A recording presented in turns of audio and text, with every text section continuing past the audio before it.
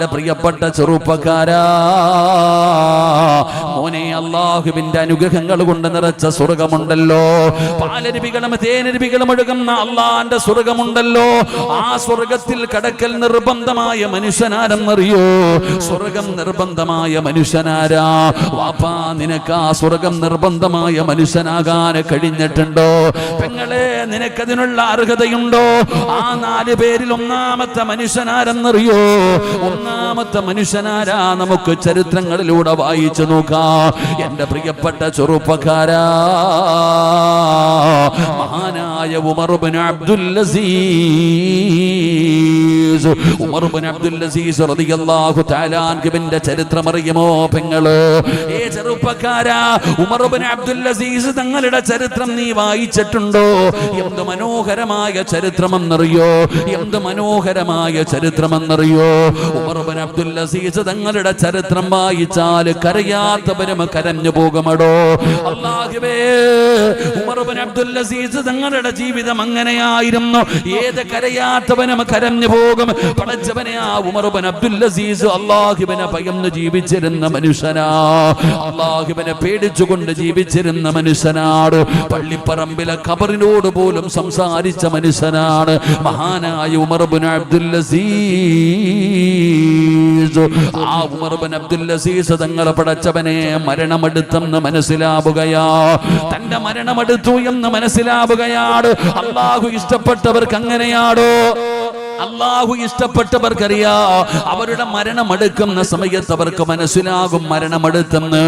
മഹാനായ ഉമർ ഇബ്നു അബ്ദുൽ അസീസ് റളിയല്ലാഹു തആല അൻഹു അവിടുന്ന് കുളിച്ച് റെഡിയാവുകയാണ്. അവിടുന്ന് കുളിച്ച് വൃത്തിയാവുകയാണ്.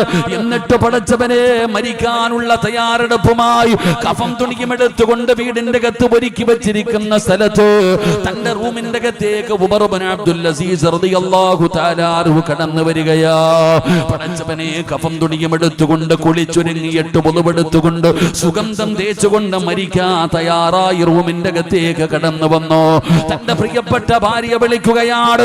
ഫാത്തിമ എന്ന് പറയുന്ന തന്റെ ദുഃഖത്തിലും സന്തോഷത്തിലും കൂടെ നിൽക്കുന്ന തന്റെ പ്രിയതമയായ ഫാത്തിമയെ വിളിക്കുകയാണ്. ഏ ഫാത്തിമ, എന്റെ അടുക്കലേക്കൊന്നു വാ ഫാത്തിമ. തന്റെ പ്രിയതമയെ അടുത്തേക്ക് വിളിച്ചിട്ട് ഉമർ ഇബ്നു അബ്ദുൽ അസീസ് തങ്ങളെ പറയുന്നു, ഫാത്തിമ, ഞാൻ പോവുകയാണ് ഫാത്തിമ, ഞാൻ പോവുകയാണ് ഫാത്തിമ. എന്റെ മരണം അടുത്തിരിക്കുന്നു ഫാത്തിമ, എനിക്ക് പൊരുത്തം തരണേ ഫാത്തിമ. തന്റെ പ്രിയപ്പെട്ടവളോട് ഉമർ ഇബ്നു അബ്ദുൽ അസീസ് റളിയല്ലാഹു തആല അൻഹു യാത്ര പറയുകയാണ്. അവിടുന്ന് പൊരുത്തം ചോദിക്കുകയാണ്. അവിടുന്ന് ഉപദേശം കൊടുക്കുകയാണ്. തന്റെ പ്രിയപ്പെട്ട ഭർത്താവ് ലോകത്തോട് വിട പറയാ പോകുകയാണെന്ന് പറയുമ്പോൾ ആ പ്രിയപ്പെട്ടവരുടെ കണ്ടടങ്ങൾ നിറഞ്ഞു ഒഴുകുകയാണ്. ഫാത്തിമ നിന്ന് കരയുകയാണ്. ഭർത്താവ് യാത്ര പറയുകയാണ്. ഭാര്യ അവിടുന്ന് സംസാരിക്കുകയാണ്. രണ്ടുപേരും ഇങ്ങനെ സംസാരിച്ചു കൊണ്ടിരുന്നപ്പോ ഉമർ ഇബ്നു അബ്ദുൽ അസീസ് ചോദിച്ചു, ഫാത്തിമ, ഇനി എന്തെങ്കിലും നിനക്ക് പറയാനുണ്ടോ? ഇനി എന്തെങ്കിലും നിനക്ക് പറയാനുണ്ടോ? ഫാത്തിമ കരയുകയാണ്. കാരണം ഭർത്താവ് മരിക്കാൻ പോവുകയാണ്. അതുകൊണ്ട് ഫാത്തിമ സങ്കടം കൊണ്ട് കരയുകയാണ്. ആ സമയത്ത് ഉമർ ഇബ്നു അബ്ദുൽ അസീസ് ചോദിക്കുന്നു, ഫാത്തിമ, കരയല്ലേ ഫാത്തിമ? റൂമിന്റെ വെളിയിൽ ഇറങ്ങിയിട്ട് വാതിലടയ്ക്കു ഫാത്തിമ. ഉമർ ഇബ്നു അബ്ദുൽ അസീസ് പറയുകയാണ്, നീ വെളിയിൽ ഇറങ്ങിയിട്ട് വാതിലടയ്ക്ക്, റൂമിന്റെ പുറത്തിറങ്ങ്, റൂമിന്റെ പുറത്തിറങ്ങ്, വാതിലടയ്ക്ക് ഫാത്തിമ.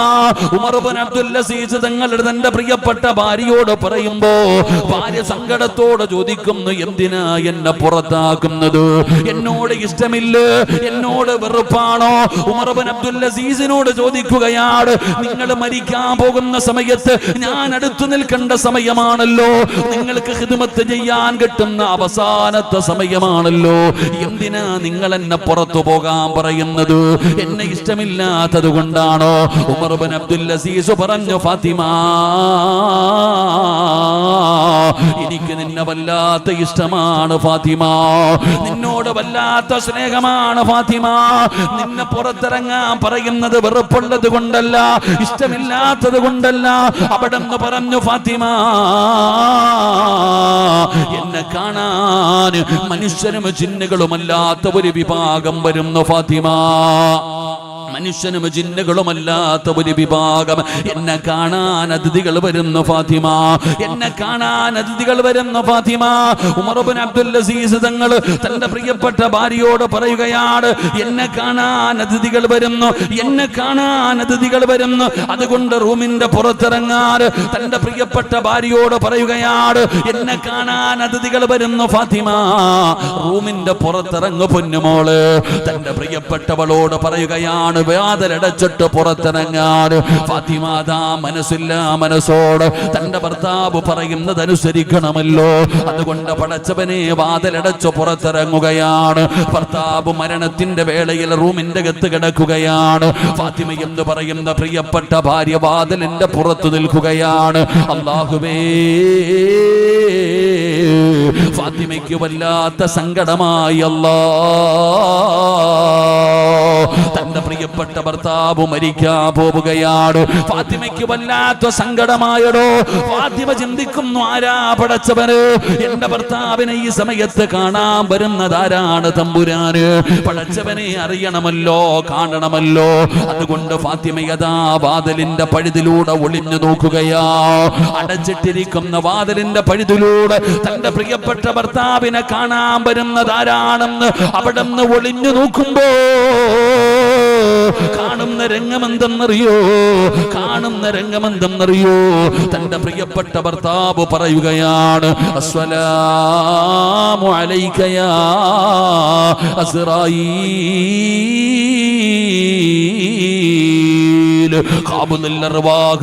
അസ്റായീൽ തന്റെ റൂഹ് പിടിക്കാൻ വരുന്ന മലക്കുകളോട് സലാം പറയുകയാ. അവിടുന്ന് സലാം പറയുകയാണ്. പടച്ചവരെ, തന്റെ റൂഹ് പിടിക്കുന്നതിന് വേണ്ടി മലക്കുകൾ കടന്നു വരികയാണ്. അതാണ് അതിഥികൾ വരുന്നത് പറഞ്ഞത്, അതാണ് അതിഥികൾ വരുന്നെന്ന് പറഞ്ഞത്. പടച്ചവനെ, അസ്റായീലും തന്റെ അനുയായികളും റൂഹ് പിടിക്കുന്നതിന് വേണ്ടി കടന്നു വന്നിരിക്കുകയാ. അബ്ദുൽ അസീസ് റളിയല്ലാഹു തആല അൻഹു അവിടുന്ന് സലാം പറഞ്ഞു സ്വീകരിക്കുകയാണ്. ഫാത്തിമയുടെ കൈകാലുകൾ വിറയ്ക്കുകയാണ്. കാരണം ഭർത്താവ് മരിക്കാൻ പോവുകയാ. തന്റെ ഭർത്താവ് ലോകത്തോട് വിട പറയാൻ പോവുകയാ. ഫാത്തിമയുടെ കൈകാലുകൾ വിറയ്ക്കുന്ന കണ്ടടങ്ങൾ നിറഞ്ഞു ഒഴുകുകയാണ്. തന്റെ ഭർത്താവിന്റെ റൂഹ് പിടിക്കാനുള്ള മലക്ക് റൂമിന്റെ അകത്ത് വന്നിരിക്കുകയാണ്. ഫാത്തിമ അവിടുന്ന് നോക്കുന്നു, റബ്ബേ, തന്റെ പ്രിയപ്പെട്ട ഭർത്താവ് എങ്ങനെയാണ് മരിക്കുന്നത്? തന്റെ ഭർത്താവിന്റെ മരണം കാണാൻ ഭാഗ്യം കിട്ടിയ ഭാര്യയാണ്. അവിടെ നടച്ചിട്ടിരുന്ന വാതിലിലൂടെ തന്റെ പ്രിയപ്പെട്ട ഭർത്താവിന്റെ മരണം ഇങ്ങനെ കാണുകയാണ്. എങ്ങനെയാണ് മരിക്കുന്നതെന്നറിയോ? ഖുർആനോതുന്നു വാപ്പാ. റൂഹ് പിടിക്കുന്നതിന് വേണ്ടി മലക്കുകൾ കടന്നു വന്നപ്പോ മഹാനായ ഉമർ ഇബ്നു അബ്ദുൽ അസീസ് റളിയല്ലാഹു തആല അൻഹു അല്ലാഹുവിന്റെ വിശുദ്ധമായ ഖുർആൻ അവിടുന്ന് പാരായണം ചെയ്യുകയാണ്. നിസ്കാരം കഴിഞ്ഞല്ല, മഗ്രിബ് കഴിഞ്ഞല്ല, പെങ്ങളെ അസ്റായീൽ എന്ന് പറയുന്ന മലക്ക് റൂഹ് പിടിക്കാൻ വന്നപ്പോ ഉമർ ഇബ്നു അബ്ദുൽ അസീസ് ദുആ ചെയ്യുകയാ, ഖുർആൻ ഓതുകയാ. അതാ ഏതായത്താ ബോധിയതെന്നറിയോ? ഏതായത്താ ബോധിയതെന്നറിയുമോ? تلك الدار الآخرة نجعلها للذين لا يريدون علوا في الأرض ولا فسادا والعاقبة للمتقين. ആ റൂഹ് പിടിക്കുന്നതിന് വേണ്ടി മലക്കുകൾ കടന്നു വന്ന അവസാന സമയത്ത് ഉമർ ഇബ്നു അബ്ദുൽ അസീസ് ഓതുന്ന ആയത്തേതാ? തിൽകദ്ദാറുൽ ആഖിറതു നജഅലുഹാ ലില്ലദീന ലാ യുരീദൂന ഉലുവൻ ഫിൽ അർളി വലാ ഫസാദാ. പടച്ചവനെ, സ്വർഗ്ഗത്തെ കുറിച്ച് പറയുന്ന ആയത്ത്. അതാ വാതിലിന്റെ ഇടയിലൂടെ ഒളിഞ്ഞു നോക്കുന്ന പ്രിയപ്പെട്ടവളോട് പറയുകയാണ്, ഫാത്തിമ, ഫാത്തിമ, പൊന്നുമോളെ, നല്ല മരണം വെറുതെ കിട്ടൂല. ഈമാനുള്ള മരണം വെറുതെ കിട്ടൂല. അല്ലാഹുവിന്റെ വിശുദ്ധമായ ഖുർആൻ പാരായണം ചെയ്തുകൊണ്ടിരുന്നുകൊണ്ട് തന്റെ പ്രിയപ്പെട്ടവളോട് പറയുകയാണ്, നല്ല മരണം വെറുതെ കിട്ടില്ല. നല്ല മരണം അല്ലാഹു വെറുതെ കൊടുക്കൂല. ആർക്കാണ് അല്ലാഹു നല്ല മരണം കൊടുക്കുന്നതെന്നറിയുവോ? വൽ ആഖിബത്തു ലിൽ മുത്തഖീൻ. അല്ലാഹുവിനെ ഭയന്ന് ജീവിക്കുന്നവർക്ക്, അല്ലാഹുവിനെ ഭയന്ന് ജീവിക്കുന്നവർക്കാണ് അല്ലാഹു നല്ല മരണം കൊടുക്കുന്നതെന്ന് ആ മരണത്തിന്റെ വേളയിൽ വാതിലിന്റെ പഴുതിലൂടെ ഒളിഞ്ഞു നോക്കുന്ന പ്രിയതമയോട് ഉപദേശിച്ചു കൊടുക്കുകയാ. അല്ലാഹുവേ, മുഖത്തേക്ക് തുണിയെടുത്തിട്ട് വാപ്പാ അശ്ഹദു അല്ലാ ഇലാഹ ഇല്ലല്ലാഹ്, മുഖത്തേക്ക് തുണിയെടുത്തിടുകയാണ്. അവിടെ നിന്ന് ഷഹാദത്ത് കലിമ പറയുകയാണ്. അനക്കമില്ല പെങ്ങള്, റൂമിന്റെ അകത്ത് അനക്കമില്ല. വാതിലിന്റെ ഇടയിലൂടെ ഒളിഞ്ഞു നോക്കുന്ന പ്രിയപ്പെട്ടവള് നോക്കുമ്പോ തന്റെ ഭർത്താവ് അനങ്ങുന്നില്ല. വാതില് തുറക്കുകയാണ്, വാതില് തുറക്കുകയാണ്. ഭർത്താവിന്റെ റൂമിന്റെ അകത്തേക്ക് ഓടിച്ചെല്ലുമ്പോ സുബ്ഹാനല്ലാഹ്, എന്തൊരു സുഗന്ധമെന്നറിയോ. ആ റൂമിന്റെ അകത്ത് മുഴുവനും വല്ലാത്ത സുഗന്ധമാണ്. അനങ്ങാതെ കിടക്കുന്ന പ്രിയപ്പെട്ട ഭർത്താവിന്റെ മുഖത്തിട്ടിരുന്ന തുണിയങ്ങ് ഉയർത്തുമ്പോ അല്ലാഹുവേ, എന്തൊരു പ്രകാശമാണെന്നറിയോ, എന്തൊരു സന്തോഷമാണെന്നറിയോ. ആ ചുണ്ടിലെ പുഞ്ചിരി കണ്ടപ്പോ പ്രിയപ്പെട്ടവള് പോലും അത്ഭുതപ്പെട്ടു പോയടോ. മഹാനായ ഉമർ ഇബ്നു അബ്ദുൽ അസീസ് തങ്ങൾ ലോകത്തോട് വിട പറയുകയാണ്. കാട്ടുതീ പടരുന്നത് പോലെ നാട് മുഴുവനും പടരുകയാണ്. എല്ലാവരും അറിയുകയാണ്. ഉമർ ഇബ്നു അബ്ദുൽ അസീസിനെ കാണാ ജനങ്ങൾ ഓടി വരികയാണ്. ആ ജനാസ കാണുന്നവര് പറയുന്നു, അല്ലാഹ്, എന്തൊരു വെളിച്ചമാ അല്ലാ, എന്തൊരു പ്രകാശമാ അല്ലാ, എന്തൊരു സുഗന്ധമാ അല്ലാ. മരിച്ചാൽ ഇതുപോലെ മരിക്കണം തമ്പുരാന്. ഉമർ ഇബ്നു അബ്ദുൽ അസീസ് തങ്ങളുടെ ജനാസ കാണുന്നവർ മുഴുവനും പറയുന്ന വാക്കതാ, ഏ പെങ്ങളെ, മയ്യത്ത് കുളിപ്പിക്കുകയാണ്, അവിടെ നിന്ന് കഫം പൊതിയുകയാണ്. ഉമർ ഇബ്നു അബ്ദുൽ അസീസ് തങ്ങളുടെ ജനാസ കൊണ്ടുപോയി നിസ്കരിക്കുകയാണ്. പടച്ചവരെ, മയ്യത്തെടുത്തു കൊണ്ടുപോയി ആറടി മണ്ണിലേക്ക് ഇറക്കി വെച്ച് മിൻഹാ ഖലഖനാകും വഫീഹാ നുഈദുകും വമിൻഹാ നുഖ്രിജുകും താറത്തൻ നുഖ്റാ എന്ന് പറഞ്ഞുകൊണ്ട് എല്ലാവരും പിടിമണ്ണ് വാരിയിടുകയാണ്. പടച്ചവരെ, കബറടക്കി കിടന്ന് എല്ലാവരും സലാം പറഞ്ഞ് പിരിയുകയാ. അസ്സലാമു അലൈക്കും യാ ദാറ ഖൗമുൽ മുഅ്മിനീൻ വ ഇന്നാ ഇൻഷാ അല്ലാഹു ബികും ലാഹിഖൂൻ. എല്ലാവരും ഖബറിന്റെ ചാരത്ത് നിന്ന് സലാം പറഞ്ഞ് പിരിയുകയാണ്. പക്ഷേ ഒരാളും പോകുന്നില്ലടോ. ഉമർ ഇബ്നു അബ്ദുൽ അസീസിന്റെ ജനാസയിൽ പങ്കെടുത്ത ആ ജനാസ ഖബറടക്കാൻ വന്ന ഒരാൾ പോകുന്നില്ലടോ. എല്ലാവരും ഒരുമിച്ച് നിൽക്കുകയാണ്. എല്ലാവരും വലിയ ചർച്ചയായി. എന്താണ് ചർച്ച ചെയ്യുന്നതെന്നറിയോ? ഇതെന്ത് മരണമാണ് തമ്പുരാന്. അല്ലാഹുവേ, അസ്റായിലിനോട് സലാം പറഞ്ഞു. അല്ലാഹുവിന്റെ വിശുദ്ധമായ ഖുർആൻ ഓതി ഷഹാദത്ത് കലിമ പറഞ്ഞു. എന്തൊരു വെളിച്ചമാ അല്ലാ, എന്തൊരു സുഗന്ധമാ അല്ലാ, എന്തൊരു ചിരിയാ അല്ലാ. പടച്ചവനെ, മയ്യത്ത് കുളിപ്പിച്ചവരും കഫം പൊതിഞ്ഞവരും നിസ്കരിച്ചവരും ഖബറടക്കിയവരും എല്ലാവരും പറയുന്നു വല്ലാത്ത സുഗന്ധമാണെന്ന്. നാട് മുഴുവനും ചർച്ചയായടോ. എല്ലാവരും പള്ളിയുടെ പരിസരങ്ങളിൽ നിൽക്കുകയാ. ചർച്ചയായി. എങ്ങനെയല്ലോ ഇതുപോലെ ഒരു മരണം കിട്ടിയത്? എങ്ങനെയല്ലോ?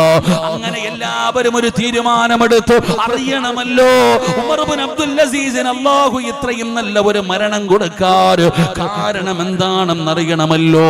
ആ ജനാസ മണ്ണിലിറക്കി വെച്ചിട്ട് എല്ലാവരും രണ്ടാമതും പോവുകയാണ്. ഉമർ ഇബ്നു അബ്ദുൽ അസീസ് തങ്ങളുടെ വീട്ടിലേക്ക് പോവുകയാണ്. അതാ എല്ലാവരും കൂടെ വീടിന്റെ മുറ്റത്ത് ചെന്നിട്ട് അവിടെ നിന്ന് വിളിക്കുന്നു, ഫാത്തിമ.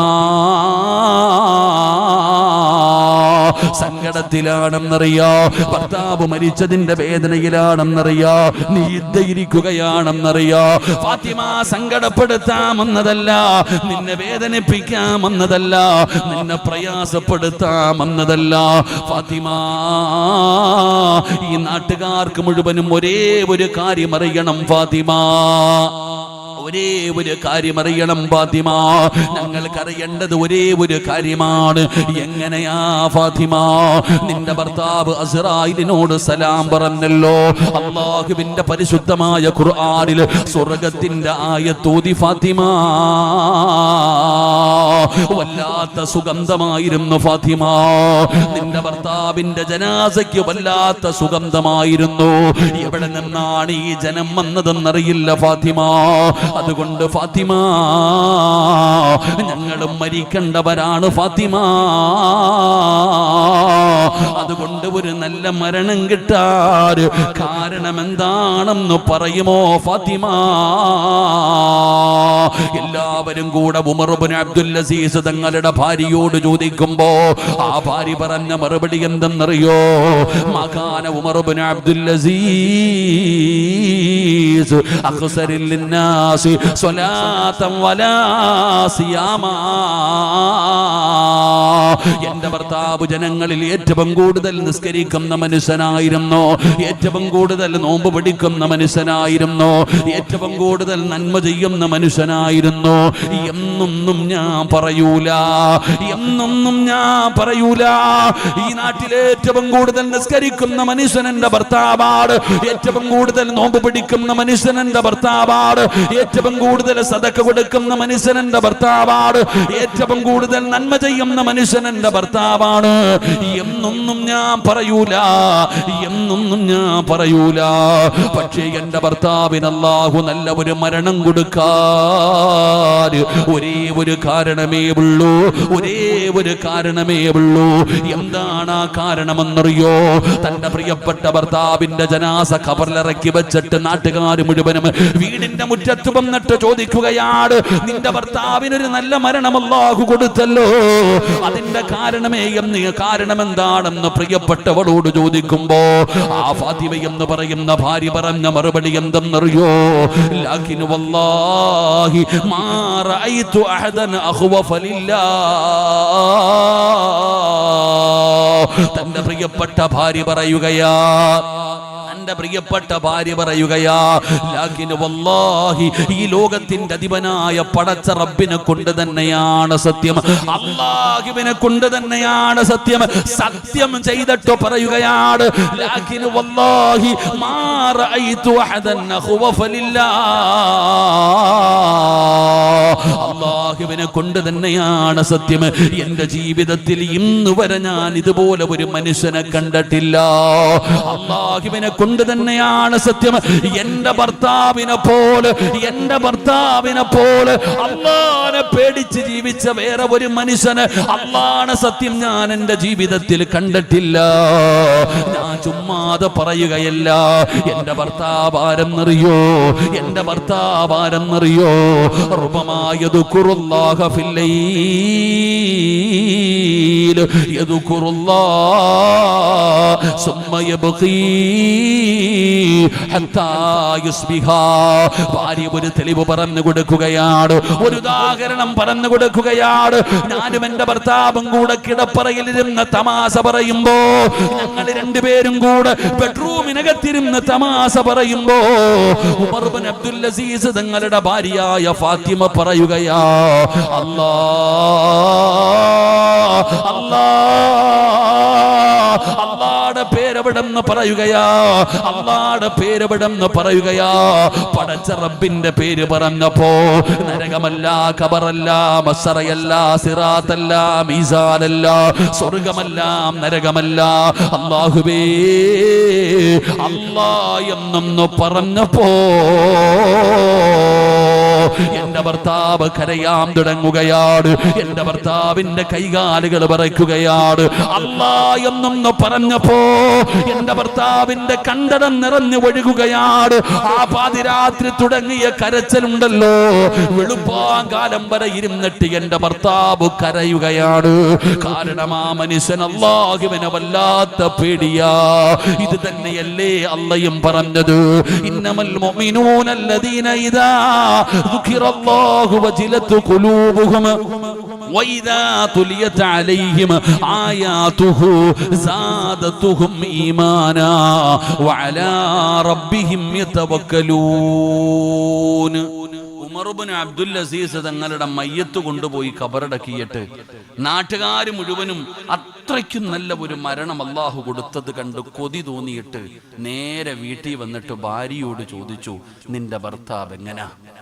നിന്റെ ഭർത്താവിന് അള്ളാഹു ഇത്രയും നല്ല ഒരു മരണം, എന്തൊരു സുഗന്ധമായിരുന്നു ഫാത്തിമ നിന്റെ ഖാന്, എന്തൊരു പ്രകാശം, കണ്ടപ്പോ കൊതി തോന്നി ആ ചിരി കണ്ടിട്ട്.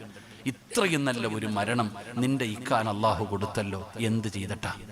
ഞങ്ങൾക്കും കിട്ടണം അങ്ങനെ ഒരു മരണം, ഞങ്ങൾക്കും അതുപോലെ ഒരു മരണം കിട്ടണം. അതുകൊണ്ട് നീ പറ, നിന്റെ ഇക്കാടെ സ്വഭാവം എന്തായിരുന്നു? ആ സമയത്ത് ആ ഭാര്യ അള്ളാഹുവിനെ കൊണ്ട് സത്യം ചെയ്തിട്ട് പറയാ, ലാക്കിനു വല്ലാഹി മാ റഅയ്തു അഹദൻ അഖ്വഫ ലില്ലാ, അല്ലാഹുവാണ് സത്യം, ഇതുപോലൊരു പടപ്പിന് ഞാൻ കണ്ടിട്ടില്ല, ഇതുപോലെ ഒരു മനുഷ്യർ എന്റെ ജീവിതത്തിൽ ഞാൻ കണ്ടിട്ടില്ല. അല്ലാഹ് എന്ന് പറഞ്ഞാൽ എന്റെ ഇക്ക കരയും. അള്ളാഹു നമുക്ക് ഈമാൻ നൽകുമാറാകട്ടെ, അള്ളാഹു നമുക്ക് ഈമാൻ നൽകുമാറാകട്ടെ. അപ്പൊ എന്റെ പ്രിയപ്പെട്ട സഹോദരങ്ങളെ, നമ്മൾ നല്ലവനാണ് എന്ന് അള്ളാഹുവിന്റെ മുമ്പിൽ സാക്ഷി പറയേണ്ട ഒന്നാമത്തെ ആള് നാട്ടുകാരല്ല, കുടുംബക്കാരല്ല, പിന്നെ ആരാ? ഉസ്താദന്മാരല്ല, നിന്റെ മാതാപിതാക്കളല്ല. നമ്മൾ നല്ലവനാണ് എന്ന് അള്ളാഹുവിൻ്റെ മുമ്പിൽ സാക്ഷി പറയേണ്ട ഒന്നാമത്തെ ആള് നീ മഹറു കൊടുത്ത് വിവാഹം കഴിച്ച് നിന്റെ കൂടെ കിടക്കുന്ന നിന്റെ ഭാര്യ. അള്ളാഹു നമുക്ക് ഈമാൻ തരുമാറാകട്ടെ, ഉറക്കെ പറ ഈമാൻ തരുമാറാകട്ടെ. ആര് പറയണം? നിങ്ങൾ മിണ്ടൂല. ആര് പറയണം? ആര് പറയണം? എടാ നാട്ടുകാര് വൈലത്തൂര് മൊത്തം നീ നല്ലവനാന്ന് പറഞ്ഞിട്ട് കാര്യമില്ല. നിന്റെ കൂടെ കടക്കുന്ന നിന്റെ പെണ്ണുംപിള്ള പറയണം നീ നല്ലവനായിരുന്നു എന്ന്. അള്ളാഹുടെ മുമ്പിൽ പറയണം, എന്റെ ഇക്കാന് സ്വർഗം കൊടുക്കും റബ്ബേ എന്ന് പറഞ്ഞാൽ നിനക്ക് സ്വർഗമുണ്ട്. അള്ളാഹു ഈമാൻ തരുമാറാകട്ടെ, അള്ളാഹു ഈമാൻ തരുമാറാകട്ടെ. പറയോ? പറയോ? നിന്റെ ഭാര്യ പറയോ നീ നല്ലവനാണെന്ന്? ലോകത്താരെ കുറിച്ച് വേണമെങ്കിൽ ഓള് പറയും, നിന്നെ കുറിച്ച് പറയാൻ സാധ്യതയില്ല. കാരണം നിന്റെ സർവ്വ തരികടെ അവക്കറിയാം. നാട്ടുകാർക്ക് അറിയത്തില്ലല്ലോ നീ കതറ് വിട്ട് തങ്ങളോ പോലെ തുപ്പിയും വളർത്തി താടിയും വളർത്തി ഇറക്കണം. നിന്റെ ഗുണം, നിന്റെ സ്വഭാവം നാട്ടുകാർക്ക് അറിയില്ലല്ലോ, ഓക്കല്ലേ അറിയാ. എടാ ചങ്ങായി, നീ സ്വർഗത്തിൽ പോണെങ്കിൽ ഓള് വിചാരിക്കണം. ഭർത്താവ് വീട്ടിൽ പോയിട്ട് ഭാര്യയോട് പറയും, വഴുത് കഴിഞ്ഞ് പോവാ. എന്റെ ഭാര്യയോട് പറയും, കണ്ടോടി ഉസ്താദ് പറഞ്ഞ കേട്ടോ, നിനക്ക് സ്വർഗത്തിൽ പോകണമെങ്കിൽ എന്റെ പൊരുത്തം വേണം, എന്റെ പൊരുത്തം ഉണ്ടെങ്കിലേ നിനക്ക് പോകാൻ പറ്റൂ. എന്റെ മൂക്കിന്റെ അകത്ത് നിന്ന് ചീഞ്ചല ഒഴുകി വന്ന അതുവരെ നീ തുടക്കണോടി. ഭർത്താവ് പറയാ. എന്നിട്ട് ഭാര്യയോട് പറയാ, അള്ളാഹു ആരുടെയെങ്കിലും മുമ്പിൽ സുജൂദ് ചെയ്യാൻ പറയുവായിരുന്നെങ്കിൽ, ഒരു ഭർത്താവിന്റെ മുമ്പിൽ ഭാര്യ സുജൂദ് ചെയ്യാൻ പറയുമായിരുന്നു, എനിക്ക് അത്രയ്ക്കും പവറാ. ആരാ പറയണേ? പേവെള്ളം അടിച്ചിട്ട് ഓടെ കിടക്കുന്നവൻ. അള്ളാഹു കാത്തിരക്ഷിക്കുമാറാകട്ടെ. ഇതാരാ പറയണേ? മുതുകുടിയൻ, എന്റെ പ്രിയപ്പെട്ടവരെ പെണ്ണുപിടിയൻ, കഞ്ചാവടിക്കുന്നവൻ, അവനാ ഭാര്യയോട് പറയുന്നത്. എന്റെ പൊന്നാര സഹോദര, സ്വർഗത്തിൽ പോകണമെങ്കിൽ ഓള് പറയണം നീ നല്ലവനായിരുന്നു എന്ന്. അള്ളാഹു നമുക്ക് ഈമാൻ തരുമാറാകട്ടെ, അള്ളാഹ് ഈമാൻ തരുമാറാകട്ടെ. പെണ്ണുങ്ങളൊക്കെ ഇങ്ങനെ ചിരിക്കുന്നുണ്ട്. അള്ളാഹുവേ, ആദ്യമായിട്ടാ ഒരു ഉസ്താദ് ഇങ്ങനെ പറയണേ. സാധാരണ വരുന്നവര് മുഴുവനും ഞങ്ങളെയാ പറയാറ്. ഇതിപ്പോ എന്താ ഒരു വെറൈറ്റി ഇല്ല. എഴുന്നേറ്റ് നിന്ന് കയ്യടിക്കണമെന്ന് തോന്നുന്നുണ്ട് പെണ്ണുങ്ങൾക്ക്. അള്ളാഹു അവർക്ക് ആഫിയത്തുള്ള ദീർഘായുസ്സ് കൊടുക്കുമാറാകട്ടെ. അവരൊന്നും പറയാൻ പറ്റൂലല്ലോ, അവരൊന്നും പറയാൻ പറ്റൂല. ഇവിടെ നമ്മൾ നല്ലവനാണ് എന്ന് നമ്മുടെ ഭാര്യ പറയണം. അങ്ങനെ പറയണമെങ്കിലോ നമ്മൾ നല്ലവരായിരിക്കണം, നമ്മൾ നല്ലവരായിരിക്കണം. അവരോട് പെരുമാറ്റവും പ്രവർത്തനവും എല്ലാം നല്ല രീതിയിലായിരിക്കണം. അവരോട് പെരുമാറ്റവും എല്ലാ കാര്യങ്ങളും നല്ല രീതിയിലായാൽ നമ്മുടെ ഭാര്യ നമ്മളെ കുറിച്ച് പറയും. മഹാനായ ഉമർ ഇബ്നു അബ്ദുൽ അസീസ് തങ്ങളുടെ ചരിത്രം അതാ പഠിപ്പിക്കണേ. റസൂലുള്ളാഹി സ്വല്ലല്ലാഹു അലൈഹി വസല്ലമ തങ്ങളുടെ വഫാത്തിന് ശേഷം ആയിഷ ബീവി റളിയല്ലാഹു തആല അൻഹയോട് അവിടെ നിന്ന് ചോദിച്ചു, ആയിഷ, നിന്റെ ഭർത്താവിനെ കുറിച്ച് നിനക്ക് എന്താ പറയേണ്ടത്? നിന്റെ ഭർത്താവിന്റെ സ്വഭാവം എന്താ? അൻവരി ഉസ്താദ് മാഷാ അല്ലാഹ് ആദ്യമായിട്ടാ ഒരു വാഴന്നെ കൈ കിട്ടണേ. ഞങ്ങളൊക്കെ ഒരു ദിവസം അപ്പുറം ഇപ്പുറം പ്രസംഗിച്ചു പോകുന്ന ആളാ. ഞാൻ ഉസ്താദിനെ നമ്മുടെ 100ാം വാർഷികത്തിന്റെ കന്യാകുമാരിയിൽ നിന്ന് തുടങ്ങിയ പരിപാടിയിൽ ഞങ്ങൾ കോട്ടയത്ത് ഞങ്ങളുടെ ജില്ലയിൽ സ്വീകരണത്തിൽ വെച്ച് കണ്ടു. അൽഹംദുലില്ലാ. അപ്പൊ അൻവരിയിലൂടെ ഈ നാട് ഇപ്പം നല്ല അറിയുന്നുണ്ട് കേട്ടോ. അൽഹംദുലില്ലാ. ഒരുപാട് കാലമായി ഇവിടെ ഖിദ്മത്ത് ചെയ്യുന്നു. അല്ലാഹു കബൂലാക്കുമാറാകട്ടെ. പെട്ടെന്ന് കയറി വന്നപ്പോൾ ഉസ്താദ് ഉപ്പാടെ കാര്യം പറഞ്ഞു. ഉപ്പാന്റെ കാര്യം പറഞ്ഞപ്പോൾ പെട്ടെന്ന് മനസ്സിലേക്ക് അതിങ്ങനെ തട്ടി. അള്ളാഹു ആഫിയത്തുള്ള ദീർഘായുസ്സ് കൊടുക്കുമാറാകട്ടെ. രോഗങ്ങൾക്കൊക്കെ അള്ളാഹു ശിഫ നൽകുമാറാകട്ടെ. നമ്മുടെയൊക്കെ ജീവിച്ചിരിക്കുന്ന ഉപ്പമാർക്ക് അള്ളാഹു ആഫിയത്തുള്ള ദീർഘായുസ്സ് നൽകുമാറാകട്ടെ. മരണപ്പെട്ടു പോയവരുടെ ഖബറിടം അള്ളാഹു വിശാലമാക്കി കൊടുക്കുമാറാകട്ടെ. അപ്പൊ എന്റെ പ്രിയപ്പെട്ട സഹോദരങ്ങളെ, എന്റെ പ്രിയപ്പെട്ടവരെ, നമ്മളെക്കുറിച്ച് നമ്മുടെ ഭാര്യ നല്ലത് പറയണം. നല്ലത് പറയണമെങ്കിൽ നല്ലത് പ്രവർത്തിക്കണം. നാട്ടുകാർ പറഞ്ഞിട്ട് എന്ത് കിട്ടാനാ? കൂടെ കിടക്കുന്നവള് പറയട്ടെ നീ നല്ലവനാണെന്ന്. എന്റെ പ്രിയപ്പെട്ടവരെ, ആ ഭാര്യ നല്ലത് പറയണമെങ്കിൽ നമ്മുടെ ജീവിതം അങ്ങനെ ആയിരിക്കണം. ആ പെണ്ണിനൊരു മാതൃകയായിരിക്കണം ഭർത്താവ്. എന്റെ ഇക്ക എന്ന് പറഞ്ഞാൽ ഉള്ള ജീവനാ. എന്റെ ഇക്ക എന്ന് പറയുമ്പോ ഇവിടെ നിക്കാന്നല്ലേ വിളിക്കുക ഭാര്യയെ? ഭർത്താവിന് ഇക്കാന്നല്ലേ വിളിക്കണേ? നിങ്ങൾ എന്തോ ഇങ്ങനെ ഇരിക്കണേ വെടികൊണ്ടതുപോലെ? ഇക്ക ചീത്ത വിളിക്കാതിരുന്നാ മതിയില്ലേ? അല്ല ഇക്കാന്നോ? പെണ്ണുങ്ങളെ ചീത്ത വിളിക്കാതിരുന്നാ മതിയായിരുന്നു. പടച്ചോനെ, ഞാനൊരു വീട്ടിൽ പോയപ്പോ ഭർത്താവിനോട് ഭാര്യ പറയാ, എടാ അതിങ്ങെടുക്കടാ. ഞാൻ വിചാരിച്ചു ആരെയാ അല്ല ഈ വിളിച്ചേന്ന്. ഭർത്താവിനെ വിളിക്കുക എടാ. പ്രേമിച്ച് കെട്ടുന്ന അങ്ങനെ എടാ വാടാ പോടാ ബന്ധമാണല്ലോ. ഭർത്താവിനോട് ഭാര്യ പറയുക എടാ ഇങ്ങെടുക്കടാന്ന്. ഞാനിങ്ങനെ ആലോചിച്ച് എന്നെയാണല്ലോ വിളിച്ചതെന്ന്. നോക്കുമ്പോ അപ്പുറത്ത് ഭർത്താവാ നിൽക്കണം. ആലോചിക്കേ, എടാ വാടാ പോടാ ബന്ധം. ചില പെണ്ണുങ്ങൾ ഭർത്താവിന്റെ പേരെ വിളിക്കും. ഭർത്താവിന്റെ പേര് വിളിക്കുന്ന ചില പെണ്ണുങ്ങളുണ്ട്. നല്ലതാണോ മോളെ? നിന്റെ ഉമ്മാടെ പേരെന്താ? നിങ്ങൾ ഉമ്മാനെ എന്താ വിളിക്കുക? എന്റെ വാപ്പാടെ ഇപ്പൊ എന്റെ പേര് സിറാജ്. എന്റെ മോൻ സിനാൻ എന്നെ കാണുമ്പോ സിറാജ് വാപ്പ എന്ന് വിളിക്കണോ അതോ വാപ്പാന്ന് വിളിക്കണോ? ഇവിടെ ഓരോരുത്തർക്കും ഒരു സ്ഥാനവും ബഹുമാനം ഇല്ലേ? ഉസ്താദിനെ കാണുമ്പോൾ മദ്രസയെ പഠിക്കണ ഉസ്താദ് മദ്രസയെ പഠിപ്പിക്കുന്നു. ഇവിടുത്തെ ഉസ്താദിനെ കുട്ടികളെല്ലാവരും അൻവർ ഉസ്താദെ എന്ന് വിളിക്കണോ? പേരും കൂടെ എടാ ഏതെങ്കിലും ഒന്ന് വിളിക്കട ചങ്ങായി. ഓരോരുത്തർക്കും ഒരു ബഹുമാനമുണ്ട്, ഒരു ആദരവുണ്ട്. ആ കൊടുക്കേണ്ട സ്ഥാനം കൊടുക്കണം. ഭർത്താവിന് ചില പെണ്ണുങ്ങൾ പണ്ടുള്ളവരൊക്കെ ഇങ്ങനെ വിളിക്കുക, എന്നാ വിളിക്കുക, പേര് പോയിട്ട് ഇക്കാന്ന് പോലും വിളിക്കൂല. പലരും ഏന്ന് വിളിക്കും, അല്ലെങ്കിൽ കുട്ടികളുടെ ഉപ്പാന്നൊക്കെയാ വിളിക്കണേ. പടച്ചോനെ, ഇന്നെല്ലാം എടാ വാടാ പോടാ പേര് വിളിക്കുന്ന കാലം. അങ്ങനെ ആയിപ്പോയി. ബഹുമാനം ആദരവൊന്നുമില്ല. എന്റെ പ്രിയപ്പെട്ട സഹോദരങ്ങൾ, അങ്ങനെയൊന്നുമല്ല. പരസ്പരം സ്നേഹത്തോടെ വിളിക്ക്, ബഹുമാനം കൊടുക്ക്. ബഹുമാനം കൊടുത്താലല്ലേ തിരിച്ചു കിട്ടും. മക്കൾ തന്നെ തന്നെയാണ് കണ്ടുപിടിക്കുന്നത്. മക്കൾ തന്നെ പിന്നെ കുട്ടികൾ മൊത്തം ഗെയ്സ് എന്നാ വിളിക്കും. വാപ്പാനും ഗെയ്സ് എന്ന് വേണേൽ വിളിച്ചോളെ. അത് അവസ്ഥ. ഗെയ്സ് എന്നാ വിളിക്കുന്ന കുട്ടികളൊക്കെ. പിന്നെ ചെറുപ്പക്കാരൊക്കെ ഇത്തിരി കൂടെ സ്റ്റാൻഡേർഡ് ഉള്ള വിളിയാ. ഞാൻ വഴുത് കഴിഞ്ഞിട്ട് തിരിച്ചു പോയപ്പോൾ ഒരു തട്ടുകടയിൽ കയറി. നമ്മൾ ഈ വഴുത് കഴിഞ്ഞിട്ട് പോകുമ്പോൾ നല്ല വിശക്കും. ഒരു കഴിഞ്ഞിട്ട് പോകുന്നതല്ലേ. അപ്പൊ ഇങ്ങനെ വിശക്കണ്ട് തട്ടുകടയിൽ കയറിയപ്പോ ഒരു ചെറുപ്പക്കാരൻ എൻ്റെ അടുത്ത് വന്നിട്ട് ചോദിക്കുന്നു, ബ്രോ എന്ത് വേണമെന്ന്. സുബ്ഹാനല്ലാഹ്, ഉസ്താദിനെ അവരെ അങ്ങനെ വിളിക്കുന്ന കാലമായി. അതെങ്ങനെ? എല്ലാം വീട്ടിൽ നിന്ന് കിട്ടുന്നതല്ലേ? ഈ കൊലയല്ലേ? ഇത് കണ്ടല്ലേ പഠിക്കുന്നത്? ഇവിടെ നമ്മൾ ഭാര്യ ബഹുമാനിക്കണം, ആദരിക്കണം. അവൾക്ക് വേണ്ടതൊക്കെ കൊടുക്കണം. നമ്മളല്ലേ കൊടുക്കണ്ടേ? ആ പെണ്ണിന് കൊടുക്കേണ്ടതൊക്കെ നമ്മൾ കൊടുത്തു കഴിഞ്ഞാൽ ആദരവും സ്നേഹവും ബഹുമാനം ഒക്കെ വരും. ഓള് നോക്കുന്നില്ല ഉസ്താദെ, പരിഗണിക്കുന്നില്ല ഉസ്താദെ. എങ്ങനെ പരിഗണിക്കാൻ? നിന്റെ സ്വഭാവമല്ലേ. നീ ഒന്ന് സ്നേഹിക്ക്. നീ നിന്റെ ഭാര്യയോടൊന്ന് സ്നേഹം കാണിക്കാൻ തയ്യാറാകുക. ഓടി നടന്ന് പെണ്ണ് കിട്ടുന്ന ചങ്ങാതിമാര് 1, 2, 3 കിട്ടും. അല്ലാഹു കാത്തിരക്ഷിക്കുമാറാകട്ടെ. ഓടി നടന്ന് ഇവിടെ പെണ്ണൊക്കെ കിട്ടുന്നൊക്കെ 4 വരെ വിവാഹമൊക്കെ കഴിക്കാൻ കുഴപ്പമൊന്നുമില്ല. 4 വരെ വിവാഹമൊക്കെ കഴിക്കാൻ കുഴപ്പമൊന്നുമില്ല. പക്ഷെ ആ 4 വരെ വിവാഹം കഴിക്കുമ്പോൾ ചിന്തിക്കേണ്ടത്, ഭാര്യമാരുടെ ഇടയിൽ വേർതിരിവ് കാണിക്കാൻ പാടില്ല.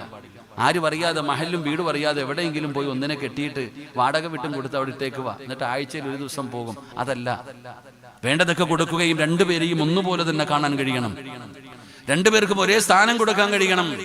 അതുകൊണ്ട് എന്റെ പ്രിയപ്പെട്ടവരോട് പറയുകയാണ്, മഹാനായ ആദരവായ പ്രവാചകൻ നബി മുഹമ്മദ് മുസ്തഫ സല്ലല്ലാഹു അലൈഹി വസല്ലമ തങ്ങളെ കുറിച്ച് തന്റെ പ്രിയപ്പെട്ടവളോട് ചോദിക്കുമ്പോ ആയിഷ പറഞ്ഞ മറുപടി എന്തെന്നറിയുമോ? കാന ഖുലുഖുഹു ഖുർആൻ. എന്റെ ഭർത്താവിന്റെ ജീവിതം ഖുർആനായിരുന്നു. എന്ത് മനോഹരമായിട്ടാണ് പറയുന്നത്. അതുകൊണ്ട് വഅദ് കേൾക്കാമെന്ന സഹോദരങ്ങളെ, സഹോദരിമാരെ, നമ്മളെ കുറിച്ച് നല്ലത് പറയണമടോ. നമ്മളെ ഭാര്യ നമ്മളെ കുറിച്ച് നല്ലത് പറയട്ടെ. മരിച്ചു എത്ര കൊല്ലം കഴിഞ്ഞാലും നിന്റെ ഭാര്യ നിന്നെ കുറിച്ച് നല്ലത് പറയട്ടെ. അതുകൊണ്ട് വഅദ് കേൾക്കാമെന്ന സഹോദരാ, നിനക്ക് നാളെ പടച്ച റബ്ബിന്റെ മുമ്പിൽ രക്ഷപ്പെടണോ. നിന്റെ ഭാര്യ അല്ലാഹുവോട് പറയണം, പടച്ചവര്, എന്റെ ഭർത്താവ് ഒരു നല്ല മനുഷ്യനായിരുന്നു തമ്പുരാന്, നിന്നെ ഭയന്ന് ജീവിച്ച മനുഷ്യനായിരുന്നു പടച്ചവര് എന്ന് നിന്റെ പ്രിയപ്പെട്ട ഭാര്യ അല്ലാഹുവിന്റെ മുമ്പിൽ സാക്ഷി പറഞ്ഞാൽ നിനക്ക് സ്വർഗമുണ്ട് സഹോദരാ, നിനക്ക് സ്വർഗമുണ്ട് സഹോദരാ. പെങ്ങളെ, എന്റെ പ്രിയപ്പെട്ട സഹോദരിയോട് പറയട്ടെ, മോളെ, നിനക്ക് സ്വർഗത്തിൽ പോകണോ? നിനക്ക് നാളെ സ്വർഗത്തിൽ പോകണോ? പടച്ചവരേ, ആരാണ് നിന്നെ കുറിച്ച് നല്ലത് പറയേണ്ടതെന്നറിയോ? മഹാനായ ആദരവായ പ്രവാചകൻ നബി മുഹമ്മദ് മുസ്തഫ സല്ലല്ലാഹു അലൈഹി വസല്ലമ തങ്ങള്, അല്ലാഹുവിന്റെ പ്രവാചകനും തന്റെ പ്രിയപ്പെട്ട ഭാര്യയായ ആയിഷ ബീബി റളിയല്ലാഹു തആല അൻഹാ, പടച്ചവരേ, അതാ നബിതങ്ങളും സ്വഹാബത്തും യുദ്ധം കഴിഞ്ഞു മടങ്ങുകയാണ്.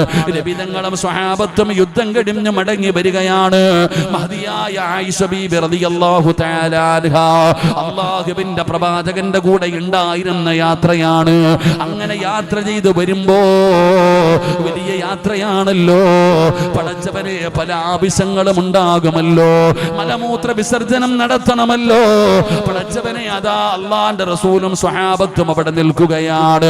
അതാ യാത്രമധ്യയിൽ നിൽക്കുകയാണ്. അവിടെ നിന്ന് പറഞ്ഞു, പടച്ചവനെ ആയിഷ നീ പോയിട്ട് വാ ആയിഷ. ആയിഷ ബീബി റളിയല്ലാഹു തആല അൻഹാ അവിടെ നിന്ന് തന്റെ ആവശ്യ പൂർത്തീകരണത്തിന് പോവുകയാണ്. ആയിഷ ബീബി റളിയല്ലാഹു തആല അൻഹ മടങ്ങി വന്നു. അല്ലാഹുവിന്റെ റസൂലിന്റെ സ്വഹാബത്ത് മുഴുവനും നിൽക്കുമ്പോ ആയിഷ ബീബി മടങ്ങി വന്നു. തന്റെ വാഹനത്തിന്റെ മുകളിലേക്ക് കയറുകയാണ്. തന്റെ ഒട്ടക കട്ടിലിലേക്ക് കയറുകയാണ്.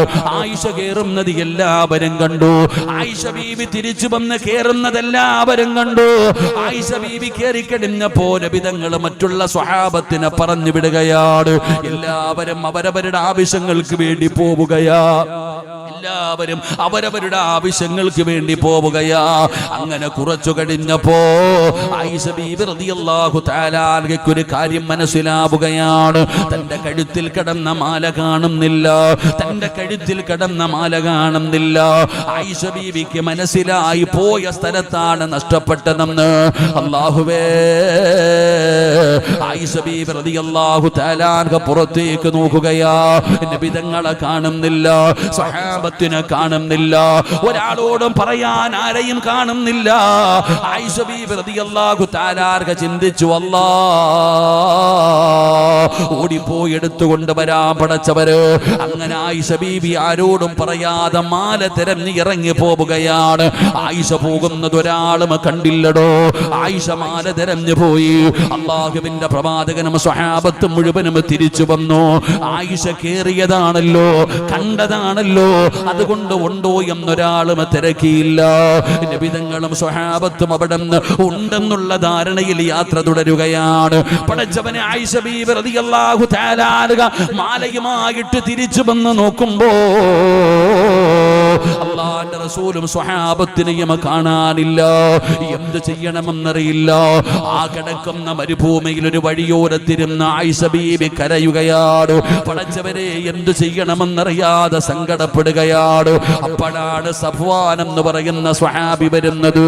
ചെറുപ്പക്കാരനായ സൗബാൻ റളിയല്ലാഹു തആല അൻഹു ഒറ്റയ്ക്കാണ് പുറകിൽ വരുന്നത്.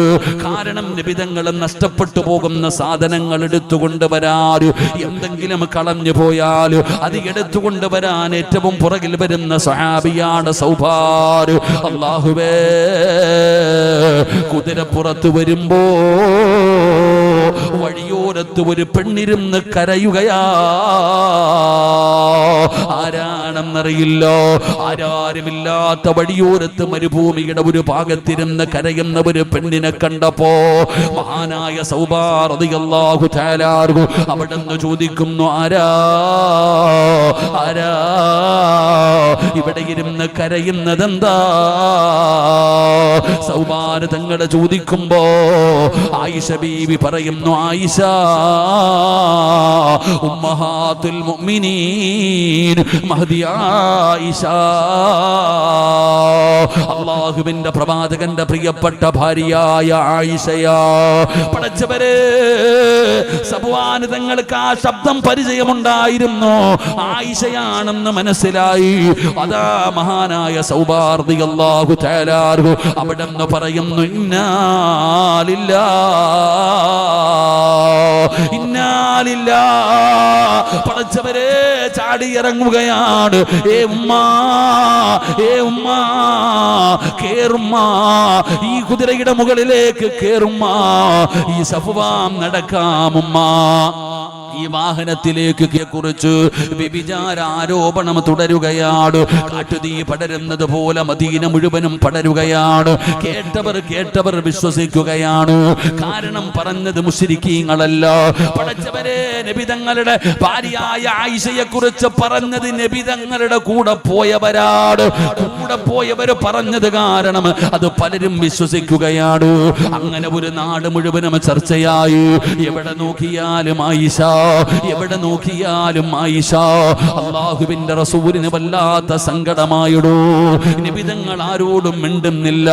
അല്ലാഹുവിന്റെ റസൂലിന്റെ പ്രിയപ്പെട്ട ഭാര്യയായ ആയിഷയെ കുറിച്ച് പടച്ചവരെ എവിടെയും ചർച്ചയാണ്. അങ്ങനെ ചർച്ച ചെയ്യുന്നത് നബി തങ്ങൾ കേട്ടു നബി തങ്ങൾക്ക് സങ്കടമായി. തന്റെ ഭാര്യയെ കുറിച്ച് പറയുന്നത് കേട്ടപ്പോ അല്ലാഹുവിന്റെ റസൂലിന് വല്ലാത്ത സങ്കടമായി. നബി സല്ലല്ലാഹു അലൈഹി വസല്ലമ തങ്ങൾ അതാ പടച്ചവനെ, അതാ പള്ളിയുടെ മിഹ്റാബിലേക്ക് കയറുകയാ. നബി തങ്ങൾ അതാ പള്ളിയുടെ മിഹ്റാബിലേക്ക് കയറിയിട്ട് അവിടെ നിന്ന് വിളിക്കുന്നു, യാ അയ്യുഹന്നാസ്, അല്ലയോ സ്വഹാബത്തേ, എന്റെ ഭാര്യയെ കുറിച്ച് പറയുന്നത് ഞാൻ കേൾക്കുന്നുണ്ട് സഹാബ. എന്റെ ആയിഷയെ കുറിച്ച് എല്ലാവരും പറയുന്നത് ഞാൻ കേൾക്കുന്നുണ്ട് സഹാബ. എന്നാ ഭർത്താവായ എന്റെ മറുപടി എന്താണെന്ന് നിങ്ങൾക്കറിയടോ? എന്റെ ആയിഷയെ കുറിച്ച് എനിക്ക് പറയാനുള്ളത് എന്താണെന്നറിയടോ? അല്ലാഹുവിന്റെ പ്രവാചകൻ അവിടെ കയറി പ്രഖ്യാപിക്കുകയാ. നബി തങ്ങൾ പറയുകയാണ്, ലാകിൻ വല്ലാഹി മാ അലിംതു അലാ അഹ്ലി ഇല്ലാ ഖൈറാ. ഒരു നാട് മുഴുവനും തന്റെ പ്രിയപ്പെട്ട ഭാര്യ ഒറ്റപ്പെടുത്തിയപ്പോ എല്ലാവരും അപവാദം പറയുമ്പോ അല്ലാഹുവിന്റെ റസൂൽ എന്ന് പറയുന്ന പ്രിയപ്പെട്ട ഭർത്താവിന്റെ മറുപടി എന്തെന്നറിയോ? ലാകിൻ വല്ലാഹി മാ അലിംതു അലാ അഹ്ലി ഇല്ലാ ഖൈറാ. സ്വഹാബത്തേ, എന്റെ ആയിഷാനെ എനിക്കറിയാ സഹാബ, എന്റെ ആയിഷ എനിക്കറിയാ സഹാബ. അവൾ ഇന്നലെ വരെ എന്റെ കൂടെ ജീവിച്ചവളാ സഹാബ. ഇന്ന് വരെ എന്റെ ജീവിതത്തിൽ ആയിഷയുടെ ഭാഗത്ത് നിന്ന് നല്ലതല്ലാതെ ഒന്നും ഇന്ന് വരെ ഞാൻ കണ്ടിട്ടില്ല. ആയിഷയുടെ ഭാഗത്ത് നിന്ന് ഒരു മോശമായ പ്രവർത്തനം നടക്കുന്നത് ഞാൻ കണ്ടിട്ടില്ല. നിങ്ങൾ എന്ത് വേണമെങ്കിലും പറഞ്ഞോ, നിങ്ങൾ ആര് വേണമെങ്കിലും എന്ത് വേണമെങ്കിലും പറഞ്ഞോ. അല്ലാഹുവിന്റെ റസൂൽ പറയുകയാ, എനിക്ക് എന്റെ ആയിഷയെ വിശ്വാസമാ, എന്റെ ആയിഷാനെ എനിക്ക് വിശ്വാസമാ.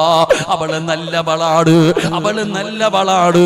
എന്റെ ആയിഷയെ പടച്ചവനാണ് സത്യം, എനിക്കിഷ്ടമാ, എനിക്ക് വിശ്വാസമാ. അല്ലാഹുവിന്റെ പ്രവാചകൻ പടന്ന് പറഞ്ഞു എന്ന് ചരിത്രം പറയുമ്പോ ഈ വയത് കേൾക്കാമെന്ന് പെണ്ണുങ്ങളോട് ചോദിക്കട്ടെ, പറയുമോ പെങ്ങള്? നിന്റെ ഭർത്താവ് നിന്നെ കുറിച്ച് പറയുമോ?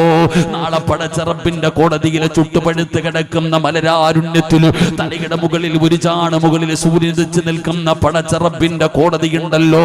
ഉടുതുണിയില്ലാതെ ആണുങ്ങളും പെണ്ണുങ്ങളും പേടിച്ച് വിറച്ചുകൊണ്ട് തല താട്ടിപ്പിടിച്ച് നിന്ന് കരയുന്ന ദിവസമുണ്ടല്ലോ. തലച്ചോറ് തിളച്ചിട്ട് മുഖത്തുകൂടെ ഒഴുകുന്ന ദിവസമാ. ചൂടുള്ള നാളുണ്ടേ, ഖിയാമം നാളാ. ചുരുക്കി പറഞ്ഞാൽ എന്തു ഹാലാ ചൂളാ. വൻദോഷ വണ്ടിയുമായി വരുന്നേ കാളാ. ക്ഷീണത്തിനാലുലിക്കുന്നതാണേ ഇള. സുഹൃത്തുക്കളെ, തിളയ്ക്കുന്നതാണേ മൂള. അമലൊന്നുമില്ല ദങ്ങു ചെന്നാ കോള. ആ പടച്ച റബ്ബിന്റെ കോടതിയിൽ എല്ലാവരും കൈയൊഴിയുന്ന ദിവസം. വകദാലിക ജഅൽനാകും ഉമ്മതൻ വസതൻ ലിതകൂനൂ ശുഹദാ അലന്നാസ്. അല്ലാഹുവിന്റെ പരിശുദ്ധമായ ഖുർആൻ പരിചയപ്പെടുത്തുകയാ. ആ പരലോകത്ത് നിന്റെ ഭർത്താവ് റബ്ബിനോട് പറയണമല്ലാ, എന്റെ ഭാര്യ നല്ലവളാ, ഇവള് നിന്നെ ഭയന്ന് ജീവിച്ചവളാ, അല്ലാ, ഇവൾക്ക് നീ സ്വർഗ്ഗം കൊടുക്കണേ അല്ലാ എന്ന് നാളെ സാക്ഷി പറയുമോ പെങ്ങള്? മന്നസിനാ അലൈഹി അർബഅതു ഖൈറാ വജബതു ലഹുൽ ജന്നാ. പ്രിയപ്പെട്ട സഹോദരി, നബിതങ്ങളുടെ ഭാര്യയായ ആയിഷ ബീവിയെ കുറിച്ച് തെളിവുകൾ മുഴുവനും ആയിഷയ്ക്ക് എതിരായിരുന്നു. തെളിവ് വരെ എതിരാ. എന്നിട്ട് പോലും എല്ലാരും പറഞ്ഞപ്പോഴും നബിതങ്ങൾ പറഞ്ഞ മറുപടി, എന്റെ ആയിഷ നല്ലവളാ, എനിക്ക് വിശ്വാസമാ, അതാണ് വിശ്വാസം. അള്ളാഹു നമുക്ക് ഈമാൻ തരുമാറാകട്ടെ. അള്ളാഹു നമുക്ക് ഈമാൻ തരുമാറാകട്ടെ. അള്ളാഹു നമുക്ക് ഈമാൻ തരുമാറാകട്ടെ. നമുക്ക് ആ വിശ്വാസമുണ്ടോ? നമുക്ക് ആ വിശ്വാസമുണ്ടോ? എല്ലാവരുടെ കയ്യിലും ഫോണുണ്ട്. ഭാര്യയ്ക്കുണ്ട്, ഭർത്താവിനുണ്ട്. എൻ്റെ പ്രിയപ്പെട്ട സഹോദരങ്ങളെ, ഫെഡറൽ ബാങ്കിൻ്റെ ലോക്കറിൽ, SBIയുടെ ലോക്കറിന് പോലും ഇല്ലാത്ത ലോക്കുകളാണ് നമ്മുടെ ഫോണിന്. എടാ, കോടിക്കണക്കിന് രൂപ ഇരിക്കുന്ന ലോക്കറിനില്ലാത്ത ലോക്ക് നിന്റെ ഫോണിന് അല്ലേ? ഭാര്യ ഭർത്താവിൻ്റെ ഫോണ് തൊടാൻ പാടില്ല. ഭർത്താവിൻ്റെ ഫോൺ ഭാര്യ തൊടാൻ പാടില്ല. തൊട്ടാ പറയും ഓൾക്ക് എപ്പോഴും സംശയം സംശയം സംശയം. സംശയരോഗിയാ അവള്. പേടിയടോ. പരസ്പരം വിശ്വാസമില്ല. കക്കൂസി പോകുമ്പോഴും ഇതും ചുമന്നുകൊണ്ടാ പോണേ. കാരണം വെളി വെക്കാൻ പേടി. കാരണം അത്രയ്ക്കും നല്ല വിശ്വാസവും സ്വഭാവമാണ്. അള്ളാഹു നമുക്ക് ഈമാൻ തരുമാറാകട്ടെ. ചിരിക്കണ്ട, പുറത്ത് വെച്ചാൽ അറിയാം. നമ്മുടെ പുറത്ത് ആരെങ്കിലും മെസ്സേജ് എഴുതിയ ബഹളം, എന്തൊക്കെ ബഹളം. എടാ, കൂടെ കടന്നവളെ വിശ്വാസം ഉണ്ടാകണം. പെങ്ങളെ, കൂടെ കിടക്കുന്നവന് വിശ്വാസം ഉണ്ടാകണം. അള്ളാഹു വിശ്വാസം നൽകി അനുഗ്രഹിക്കുമാറാകട്ടെ. അള്ളാഹു വിശ്വാസം നൽകി അനുഗ്രഹിക്കുമാറാകട്ടെ. എന്തോ വലിയ ഭാരം പോലെയാടോ ഭാര്യയും ഭർത്താവും തമ്മിലുള്ള ജീവിതം. ഇന്ന് കുടുംബ വഴക്കുകൾ വല്ലാതെ വർദ്ധിക്കുന്നു. കാരണമൊന്നും വേണ്ട. ഇന്നലെ 2 ദിവസം മുമ്പ് ഒരു ചെറുപ്പക്കാരൻ എന്നെ വിളിച്ചിട്ട് കരയ, ഉസ്താദെ എൻ്റെ ഭാര്യ പള്ളിയിൽ നിന്ന് പേപ്പർ വന്നു ഉസ്താദെ. ഞാൻ ചോദിച്ചു, എന്താടാ? എൻ്റെ ഭാര്യയ്ക്ക് എന്നെ വേണ്ടാന്ന്. എന്ത് പറ്റിയിടാ ചെറുപ്പക്കാരാ? അവൾ സങ്കടത്തിൽ ഇരുന്നപ്പോൾ ഞാൻ അവളെ സമാധാനിപ്പിച്ചില്ല, അതുകൊണ്ട് അവൾക്ക് വേണ്ടാന്ന്. കൊള്ളാം, നല്ലത്. കാരണങ്ങൾ നോക്കണം, കാരണങ്ങൾ നോക്കണം. ഇന്നത്തെ കാരണങ്ങൾ എങ്ങനാ?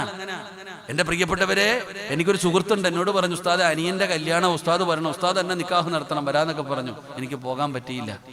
അവൻ അവസാനം ഞാൻ കണ്ടപ്പോൾ ജാമ്യം എടുക്കാൻ വേണ്ടി അടുത്ത് പോയിട്ട് പറഞ്ഞോടാ, എനിക്ക് സുഖമില്ലായിരുന്നു, വരാൻ പറ്റിയില്ലടാ, അള്ളാഹു ബർക്കത്തൊക്കെ ചെയ്യട്ടേടാ.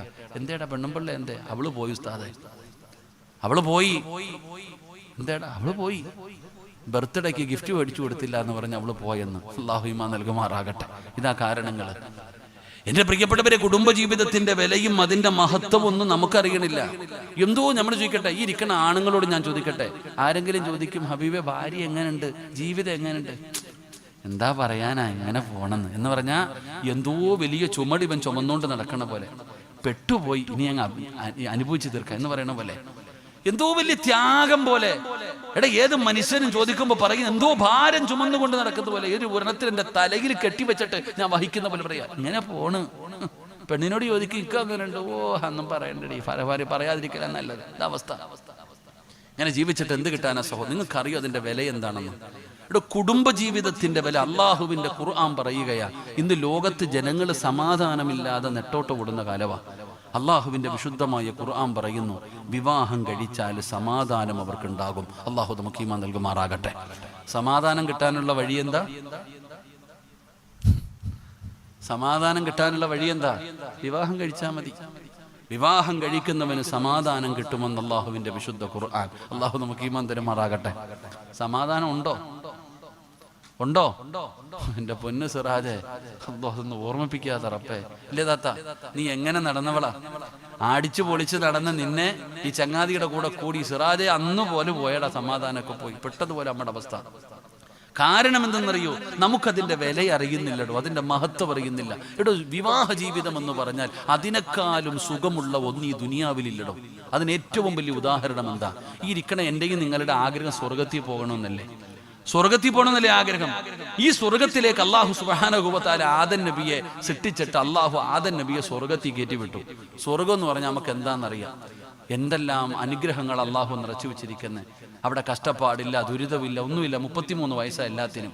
അവിടെ കിളവന്മാരൊന്നുമില്ല, പ്രായമുള്ളതൊന്നുമില്ല, ഉപ്പാപ്പമാരും ഉമ്മാമ്മമാരൊന്നുമില്ല. അവിടുത്തെ എല്ലാവർക്കും 33 വയസ്സ്. ആണിനും പെണ്ണിനും 33 വയസ്സ്. കറുത്തവരോ ഇരുനിറമുള്ളവരോ ഒന്നുമില്ല. അവിടെ എല്ലാവർക്കും യൂസുഫ് നബിയുടെ ഗ്ലാമറാ. എല്ലാവരും സൗന്ദര്യവാന്മാരാ. രാവിലെ എഴുന്നേറ്റ് ജോലിക്ക് പോകണോ? വേണ്ട. കിളക്കേണ്ട, പുട്ടേണ്ട, വെയിൽ കൊള്ളേണ്ട, ഒരു കഷ്ടപ്പാടുമില്ല ചങ്ങാതി. പെങ്ങളെ, നമുക്ക് എന്തെങ്കിലും ഒന്ന് തിന്നണോന്ന് തോന്നിയ ആ ആഹാരം നമ്മുടെ മുമ്പിൽ വന്ന് നിൽക്കും. അവിടെ രാവിലെ കഷ്ടപ്പാട്, രോഗമോ ഒന്നുമില്ല. രാവിലെ എഴുന്നേറ്റ് ജോലിയൊന്നും ചെയ്യേണ്ട നീ എഴുന്നേറ്റ് വീട് തൂക്കണം, വസ്ത്രം കഴുകണം, ഭർത്താവിന് ഭക്ഷണം വെച്ചു കൊടുക്കണം, ഒന്നും വേണ്ട. നിനക്കവിടെ സേവകന്മാരുണ്ട്, നമുക്ക് ഖിദ്മത്ത് ചെയ്യാൻ. അതിലുണ്ട് മുന്തിരി തോട്ടവും റുമ്മാനും, രസമുള്ളതാ കദളിപ്പഴം തിന്നാനും, താരാട്ടു പാടാൻ തൊഴിമാറു പലരുണ്ട്, കൈമുട്ടുവാൻ ചില ദാസിമാർ വരമുണ്ട്. മണിയില്ല റബ്ബേ വാങ്ങുവാനാ വീട്, കൊതിയുണ്ട് വല്ലാതെപ്പോഴും അതിനോട്. അതിലേക്കു നീയൊരു പാസുതാ മന്നാനേ, അതു നിന്റെ പക്കൽ മാത്രമാഹന്നാനേ. സ്വർഗം അല്ല എല്ലാം ഒരുക്കി വെച്ചിട്ടുണ്ട്. അപ്പൊ ആ സ്വർഗത്തിൽ പോകണമെന്ന് നമ്മുടെ ആഗ്രഹം. ഇതാണ് അള്ളാഹ് സ്വർഗത്തിൽ ഒരുക്കി വെച്ചിരിക്കുന്നത്. ഈ സ്വർഗത്തിലേക്ക് അള്ളാഹു ആദം നബിയെ പടച്ചു കയറ്റി വിട്ടു. ആദം നബി അലൈഹിസ്സലാമ സ്വർഗത്തിലൂടെ ഇങ്ങനെ തിന്നും കുടിച്ചും ഇങ്ങനെ നടക്കാം. അള്ളാഹു ചോദിക്കുന്നു, ആദമേ, എന്താ ആദമേ നിനക്കൊരു സന്തോഷമില്ലാത്ത? എന്ത് പറ്റി നിനക്ക്? ഇത്രയെല്ലാം ഞാൻ തന്നിട്ട് ഒരു സന്തോഷമില്ലാത്ത എന്താ? ആദം നബി അള്ളാഹുവിനോട് പറഞ്ഞു, ഉത്തര പടച്ചോനെ, എന്തോ ഒരു കുറവുള്ളതുപോലെ, എന്തോ ഒരു കുറവ്. അള്ളാഹു സുബ്ഹാനഹു വ തആല ഹവ്വ റളിയല്ലാഹു തആല അൻഹയെ കൊടുത്തപ്പോൾ ആദം നബി പറഞ്ഞു, ഇപ്പോഴാ ശരിയായെന്ന്. ഇതാടോ ജീവിതം? ഇവിടെ സ്വർഗം തീപ്പോടെ നടന്ന ആദം നബിക്ക് അത് കിട്ടിയിട്ട് മതിയായില്ല. അള്ളാഹു ഒരു ഇണയെ കൊടുത്തപ്പോൾ അൽഹംദുലില്ലാ റാഹത്തായി. ഇതാ ജീവിതം എന്ന് പറഞ്ഞ സ്വർഗവാ. ജീവിതം എന്ന് പറഞ്ഞാൽ നിനക്കറിയാഞ്ഞിട്ടാ. നീ ഹജറുൽ അസ്വദ് മുത്തണ്ടേ പാപം പൊറുക്കണമെങ്കിൽ? ഹജറുൽ അസ്വദ് മക്കത്ത് പോയിട്ട് ഹജറുൽ അസ്വദ് മുക്കുന്നവന്റെ പാപം പൊറുക്കൂലേ? നീ ഇന്ന് അല്ലാഹുവിന്റെ റസൂൽ സല്ലല്ലാഹു അലൈഹി വസല്ലമ തങ്ങൾ പറഞ്ഞത്, ഒരു ഭർത്താവ് തന്റെ ഭാര്യയുടെ കയ്യിലൊന്ന് പിടിച്ചാൽ മതി. വയല് കഴിഞ്ഞിറങ്ങിപ്പോകുമ്പോ നിന്റെ വീടിന്റെ മുമ്പിൽ എത്തുമ്പോ ആരും കാണാനില്ല. ആ സമയത്ത് സ്നേഹത്തോടെ നിന്റെ ഭാര്യയുടെ കയ്യിലൊന്ന് പിടിച്ചാൽ മതി. നിങ്ങൾ രണ്ടുപേരും ചെയ്ത ചെറുപാപങ്ങൾ അള്ളാഹു പുറത്തു തരുമെന്ന് ആദരവായ പ്രവാചകൻ നബി മുഹമ്മദ് മുസ്തഫ. ഭാര്യയുടെ കയ്യിലൊന്ന് പിടിച്ചാൽ മതി പാപം പൊറുക്കാൻ. ഏതെങ്കിലും ഒരു ഭർത്താവ് തന്റെ ഭാര്യയുടെ കയ്യിൽ പിടിച്ചാൽ ആ പിടിക്കുന്ന സമയം അത്രയും നിന്റെ പാപം അല്ലാഹു പുറത്തു തരും. ഇതുപോലെ വേറൊരു അമല് നീ പറഞ്ഞതാ, ഇതുപോലെ വേറൊന്ന് പറഞ്ഞതാ. ഇതാണ് ജീവിതം. ഭർത്താവും ഭാര്യയും. പെണ്ണെ ചിരിക്കണം, ഭർത്താവിന്റെ മുഖത്ത് നോക്കി, ഭാര്യയുടെ മുഖത്ത് നോക്കി ചിരിക്കണം.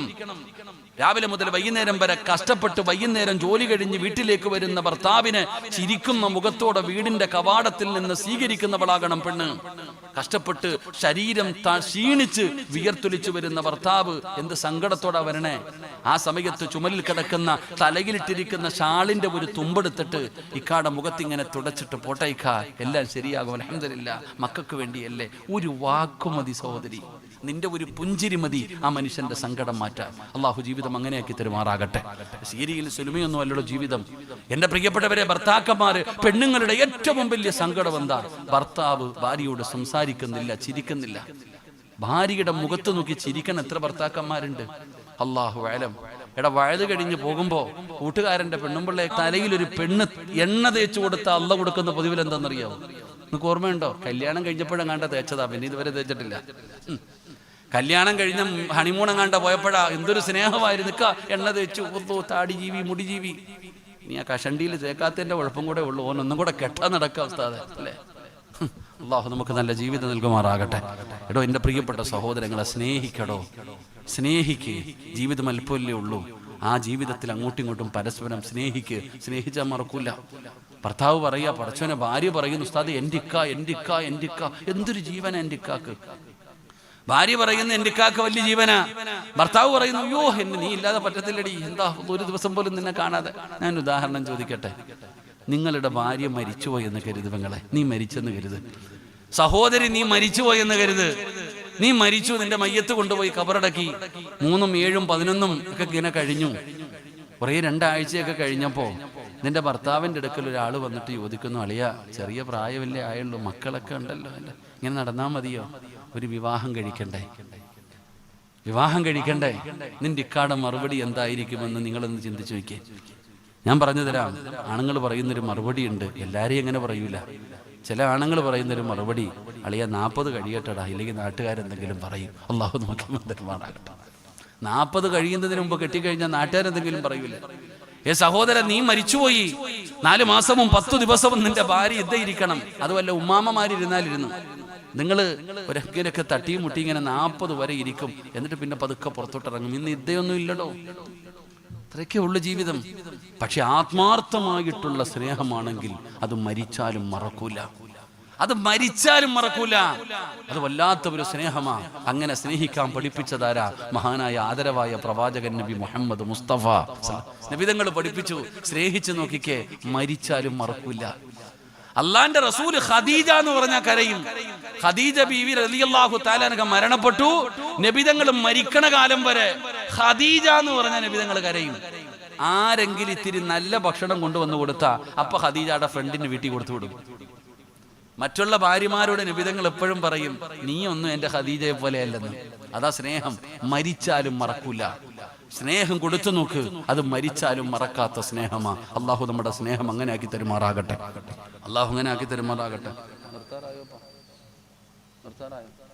നിർത്താറായോ? നിർത്താറായോ? ഇരിക്കുമെങ്കിൽ ഒരു ചരിത്രം പറയാം, എന്നിട്ട് വാച്ച് ചെയ്യാം. ഇരിക്കുവോ? പറയണോ നിർത്തണോ? നിങ്ങൾ ഇരുന്ന അരമണിക്കൂറും കൂടെ പറയും, ഇല്ലെങ്കിൽ ഞാൻ നിർത്തും. എന്ത് വേണം?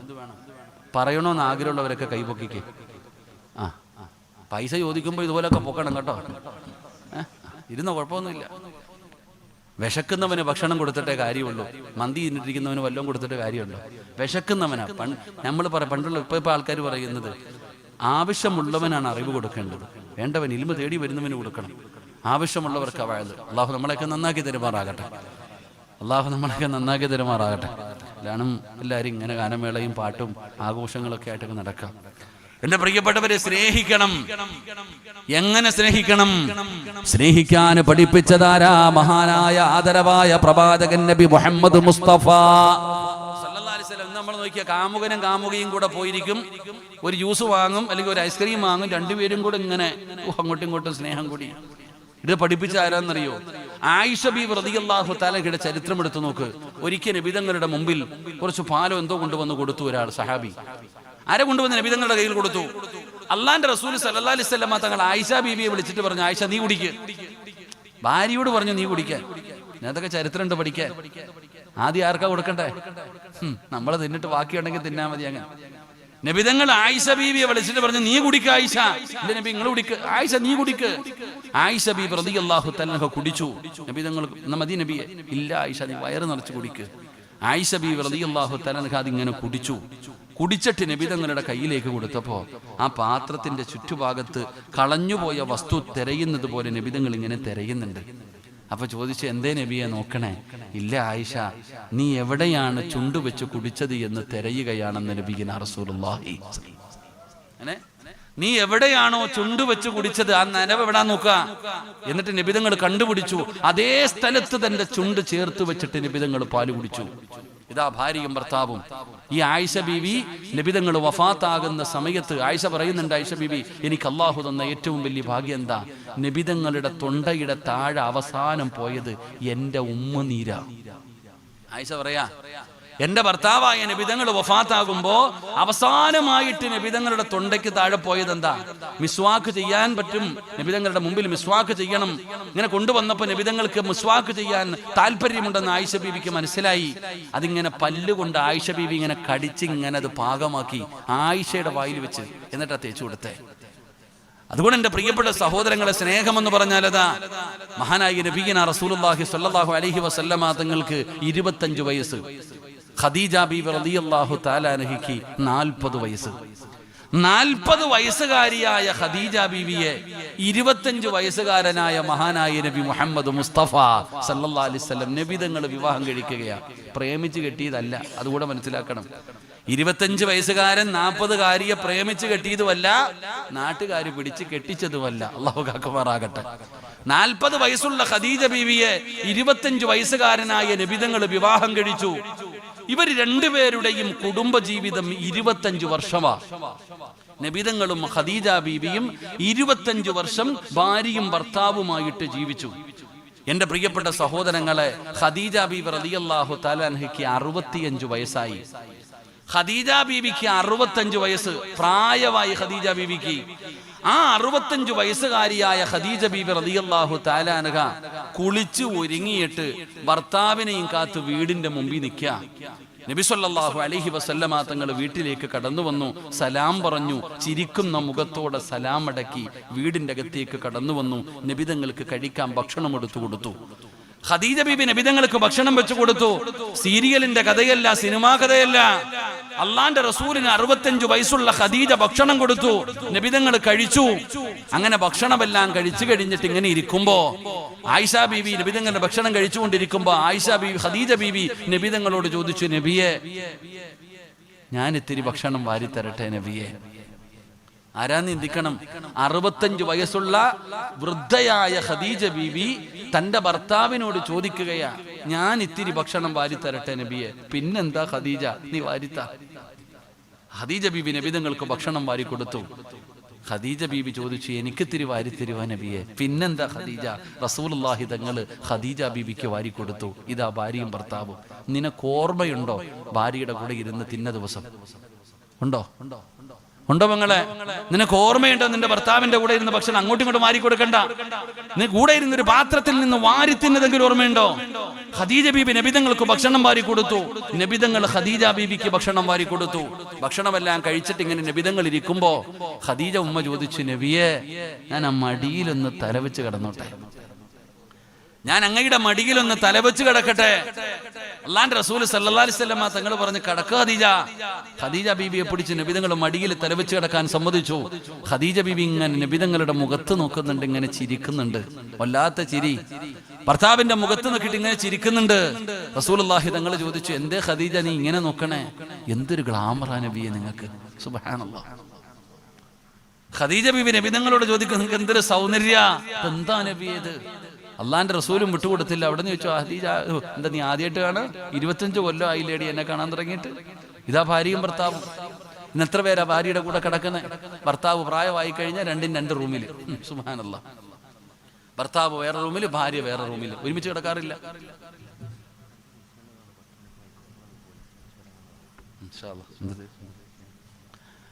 എന്റെ പ്രിയപ്പെട്ട സഹോദരങ്ങളെ, പരസ്പരം അങ്ങോട്ടും ഇങ്ങോട്ടും ഇതാ സ്നേഹം. ഖദീജ ബീബി റളിയല്ലാഹു തആല അൻഹ നബി തങ്ങളുടെ മുഖത്തേക്ക് ഇങ്ങനെ നോക്കുകയാണ്. അല്ലാഹുവിന്റെ റസൂലിന്റെ കയ്യിൽ ഇങ്ങനെ പിടിച്ചിട്ട് ഖദീജ ചോദിക്കുന്നു, യാ റസൂലല്ലാഹ്, അല്ലാഹുവിന്റെ നബിയേ, എനിക്ക് പൊരുത്തം തരുമോ നബിയേ? 25 വർഷമായി ഞാൻ നിങ്ങളുടെ കൂടെ കൂടിയിട്ട്, അങ്ങയുടെ കൂടെ കൂടിയിട്ട് 25 വർഷമായി നബിയേ. എന്തെങ്കിലും പറഞ്ഞു പോയിട്ടുണ്ടെങ്കിൽ എനിക്ക് പൊരുത്തം തരണേ യാ റസൂലല്ലാഹ്. അവിടുന്ന് പൊരുത്തം ചോദിക്കുകയാ. റസൂലുള്ളാഹി തങ്ങൾ ചോദിക്കുന്നു, എന്തേ ഖദീജ പെങ്ങളെ, നിനക്കറിയുമോ അല്ലാഹുവിന്റെ റസൂലിനെക്കാൾ 15 വയസ്സ് കൂടുതലാണ് ഖദീജയ്ക്ക്. നബിതങ്ങളെക്കാൾ 15 വയസ്സ് കൂടുതലാണ് ഖദീജയ്ക്ക്. ഖദീജയുടെ പ്രതിഫലം എന്തെന്നറിയോ? അല്ലാഹു നാളെ സ്വർഗത്തിൽ ഖദീജ ബീവിക്ക് ഒരു കൊട്ടാരം ഉണ്ടാക്കി വെച്ചിട്ടുണ്ട്, ഒരു മുത്തിന്റെ കൊട്ടാരം ഉണ്ടാക്കി വെച്ചിട്ടുണ്ട്. പടച്ചവനെ, ആരാരും ശല്യം ചെയ്യാത്ത ഭാഗത്ത് അല്ലാഹു ഖദീജയ്ക്ക് ഒരു കൊട്ടാരം ഒരുക്കി വെച്ചിട്ടുണ്ട്. എന്താണ് ആ കൊട്ടാരം കിട്ടാനുള്ള കാരണമെന്നറിയോ? നബിതങ്ങളെക്കാൾ 15 വയസ്സ് കൂടുതലാണ്. പടച്ചവനെ, 25 വർഷത്തിന്റെ ഇടയിൽ ഒരിക്കൽ പോലും റസൂലുള്ളാഹി തങ്ങളുടെ മുമ്പിൽ നുബൂവത്ത് കിട്ടുന്നതിന് മുമ്പും നുബൂവത്ത് കിട്ടിയതിനു ശേഷവും നബിയായതിനു ശേഷവും അതിനു മുമ്പും ഈ 25 വർഷത്തിന്റെ ഇടയിൽ ഒരിക്കൽ പോലും ഖദീജ ബീബി നബി തങ്ങളുടെ മുമ്പിൽ ശബ്ദമുയർത്തി സംസാരിച്ചിട്ടില്ല. ആ 15 വയസ്സ് കൂടുതലുള്ള ഭാര്യ നബി ആയതിനു ശേഷം മാത്രമല്ല, നബി ആകുന്നതിന് മുമ്പ് പടച്ചവനെ ജീവിതത്തിൽ ഒരിക്കൽ പോലും അല്ലാഹുവിന്റെ പ്രവാചകന്റെ മുമ്പിൽ ശബ്ദമുയർത്തിയിട്ട് ആ ഭാര്യ സംസാരിച്ചിട്ടില്ല. അതുകൊണ്ടാണ് പടച്ചവന് ആ കൊട്ടാരം അല്ലാഹു കൊടുക്കുന്നതെന്ന് മുത്തുനബി എവിടെന്ന് പഠിപ്പിക്കുമ്പോ, എന്റെ പ്രിയപ്പെട്ടവരെ, നബി തങ്ങളുടെ കൈ പിടിച്ചിട്ട് ഖദീജ ബീബി എവിടെന്ന് പൊരുത്തം ചോദിക്കുകയാ. അല്ലാഹുവേ, അത് വല്ലാത്ത ഒരു ഭാഗ്യമാണ് പടച്ചവരെ. അങ്ങനെ ഒരു മരണം കെട്ടുക എന്ന് പറയുന്നത് പൊരുത്തം ചോദിച്ച് കടം വീട്ടി യാത്ര പറഞ്ഞ് വസിയ്യത്ത് ചെയ്ത് മരിക്കുക എന്ന് പറയുന്നത് വലിയ ഒരു ഭാഗ്യമാണോ. അല്ലാഹുവേ, അങ്ങനെയുള്ള ഒരു മരണം തരണേ അല്ലാ. സംഘാടകർ ബക്കറ്റുമായി നിങ്ങളുടെ മുമ്പിലേക്ക് കടന്നു വരികയാ. എല്ലാവരും മനസ്സറിഞ്ഞുകൊണ്ടൊരു സദക്ക എടുക്ക്.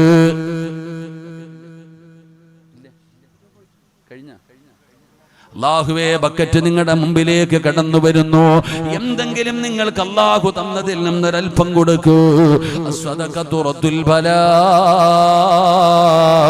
സദഖ വിപത്തുകളെ തട്ടിമാറ്റുമെന്ന് നബി മുഹമ്മദ് മുസ്തഫ സല്ലല്ലാഹു അലൈഹി വസല്ലമ തങ്ങൾ പറയുകയാ.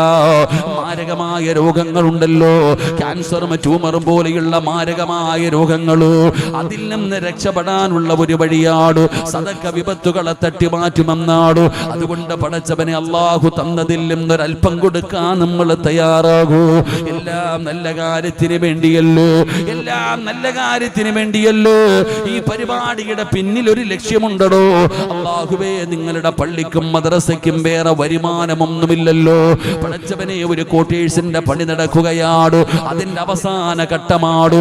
നിങ്ങളിൽ പലരും കൊടുത്തവരാണ്. നിങ്ങൾ കൊടുത്തത് കൊണ്ടാണ് അൽഹംദുലില്ലാഹ് ഇത്രയുമായത്.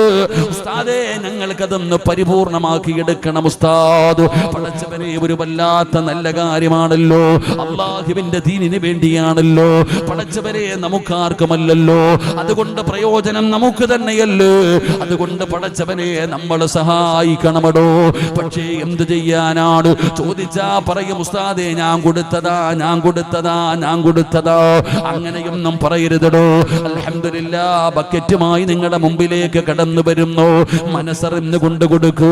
ബർക്കത്ത് ചോദിക്കാൻ പറഞ്ഞ മാസമാണല്ലോ ഇത്, റജബ് മാസമാണല്ലോ. ബർക്കത്ത് ചോദിക്കാൻ പറഞ്ഞ മാസമാണല്ലോ. അതുകൊണ്ട് സംഘാടകർ ബക്കറ്റുമായി കടന്നു വരുന്നു. എല്ലാവരും മനസ്സറിഞ്ഞുകൊണ്ട് ഒരു സദഖ എടുക്കൂ. അല്ലാഹുവോട് പറയണം, ക്യാൻസറോ ട്യൂമറോ മാരകമായ രോഗങ്ങളോ എന്തെങ്കിലും ഒരു രോഗത്തിന്റെ അണുക്കള് എന്റെ ശരീരത്തിലുണ്ടെങ്കിൽ ഈ സദഖയുടെ ബർക്കത്ത് കൊണ്ട് കരിച്ചു കളയണേ അല്ലാ. അറുത്തു മുറിക്കല്ലേ അല്ലാ, അറുത്തു മുറിക്കല്ലേ അല്ലാ. സംഘാടകര് കടന്നു വരികയാ. എല്ലാവരും അവരവരുടെ കയ്യിലുള്ളത് കൊടുക്കണോ. നഷ്ടമാകില്ല, നഷ്ടമാകില്ല. അല്ലാഹുവേ, ഈ സദഖ നീ സ്വീകരിക്കണേ അല്ലാ.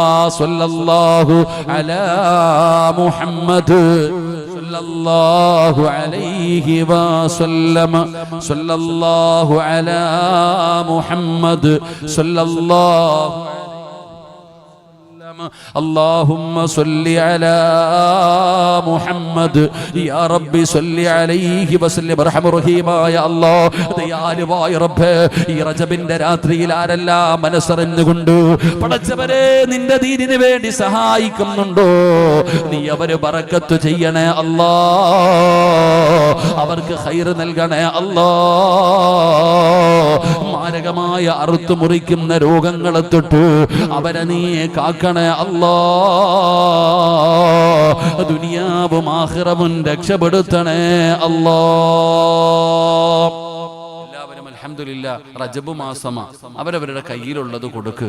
പെങ്ങളെ നഷ്ടമാകത്തൊന്നുമില്ല. ചില പെണ്ണുങ്ങൾ പറയാറുണ്ട്, ചില ഉമ്മമാര് പറയാറുണ്ട്, ഉസ്താദേ എനിക്ക് രോഗമാ, എന്തെല്ലാം മരുന്ന് കഴിച്ചിട്ടും എൻ്റെ രോഗം മാറുന്നില്ല. ഇനി എല്ലാ മരുന്നും ഞാൻ കഴിച്ചു, പോകാനൊന്നുമില്ല ഉസ്താദേ. രോഗം മാറാനുള്ള ഒരു വഴി എന്താ? രോഗം മാറാനുള്ള ഒരു വഴി, അള്ളാഹുവിന് ചില അടിമകളുണ്ട്. മുത്തുനബി പഠിപ്പിക്കുകയാ, അള്ളാഹുവിന് ചില അടിമകളുണ്ട്. ആ അടിമകൾക്ക് രോഗം വന്നാൽ അവര് സദക്ക കൊടുത്ത് ചികിത്സിക്കുമെന്ന് ആദരവായ പ്രവാചകൻ നബി മുഹമ്മദ് മുസ്തഫ. അതുകൊണ്ട് ചികിത്സിക്കാൻ കിട്ടുന്ന ഒരു അവസരമാണ്. ഏതെങ്കിലും മാരകമായ രോഗത്തിന്റെ അണുക്കൾ ഈ സദക്ക കൊടുക്കുമ്പോൾ അള്ളാഹിനോട് പറയണം, പടച്ചോനെ എൻ്റെ ശരീരത്തിൽ ഏതെങ്കിലും മോശമായ ഒരു രോഗം, മാരകമായ ഒരു രോഗത്തിന്റെ അണുക്കൾ ഉണ്ടെങ്കിൽ അള്ളാഹുവെ ഈ സദക്കയുടെ ബർക്കത്ത് കൊണ്ട് നീ കരിച്ചു കളയണം, എന്നെ അറുത്തു മുറിക്കരുത്, എന്നെ നീ വേദനിപ്പിക്കരുത് അള്ളാഹുവെ. കിടന്ന കിടപ്പിൽ കിടന്നു മലമൂത്ര വിസർജനം നടത്തുന്ന ഒരവസ്ഥ വരുത്തരുത്. എല്ലാവരും സദക്ക ചെയ്യും. അള്ളാഹു കബൂലാക്കുമാറാകട്ടെ. ഒരു 3 സ്വലാത്ത് സ്വല്ലല്ലാഹു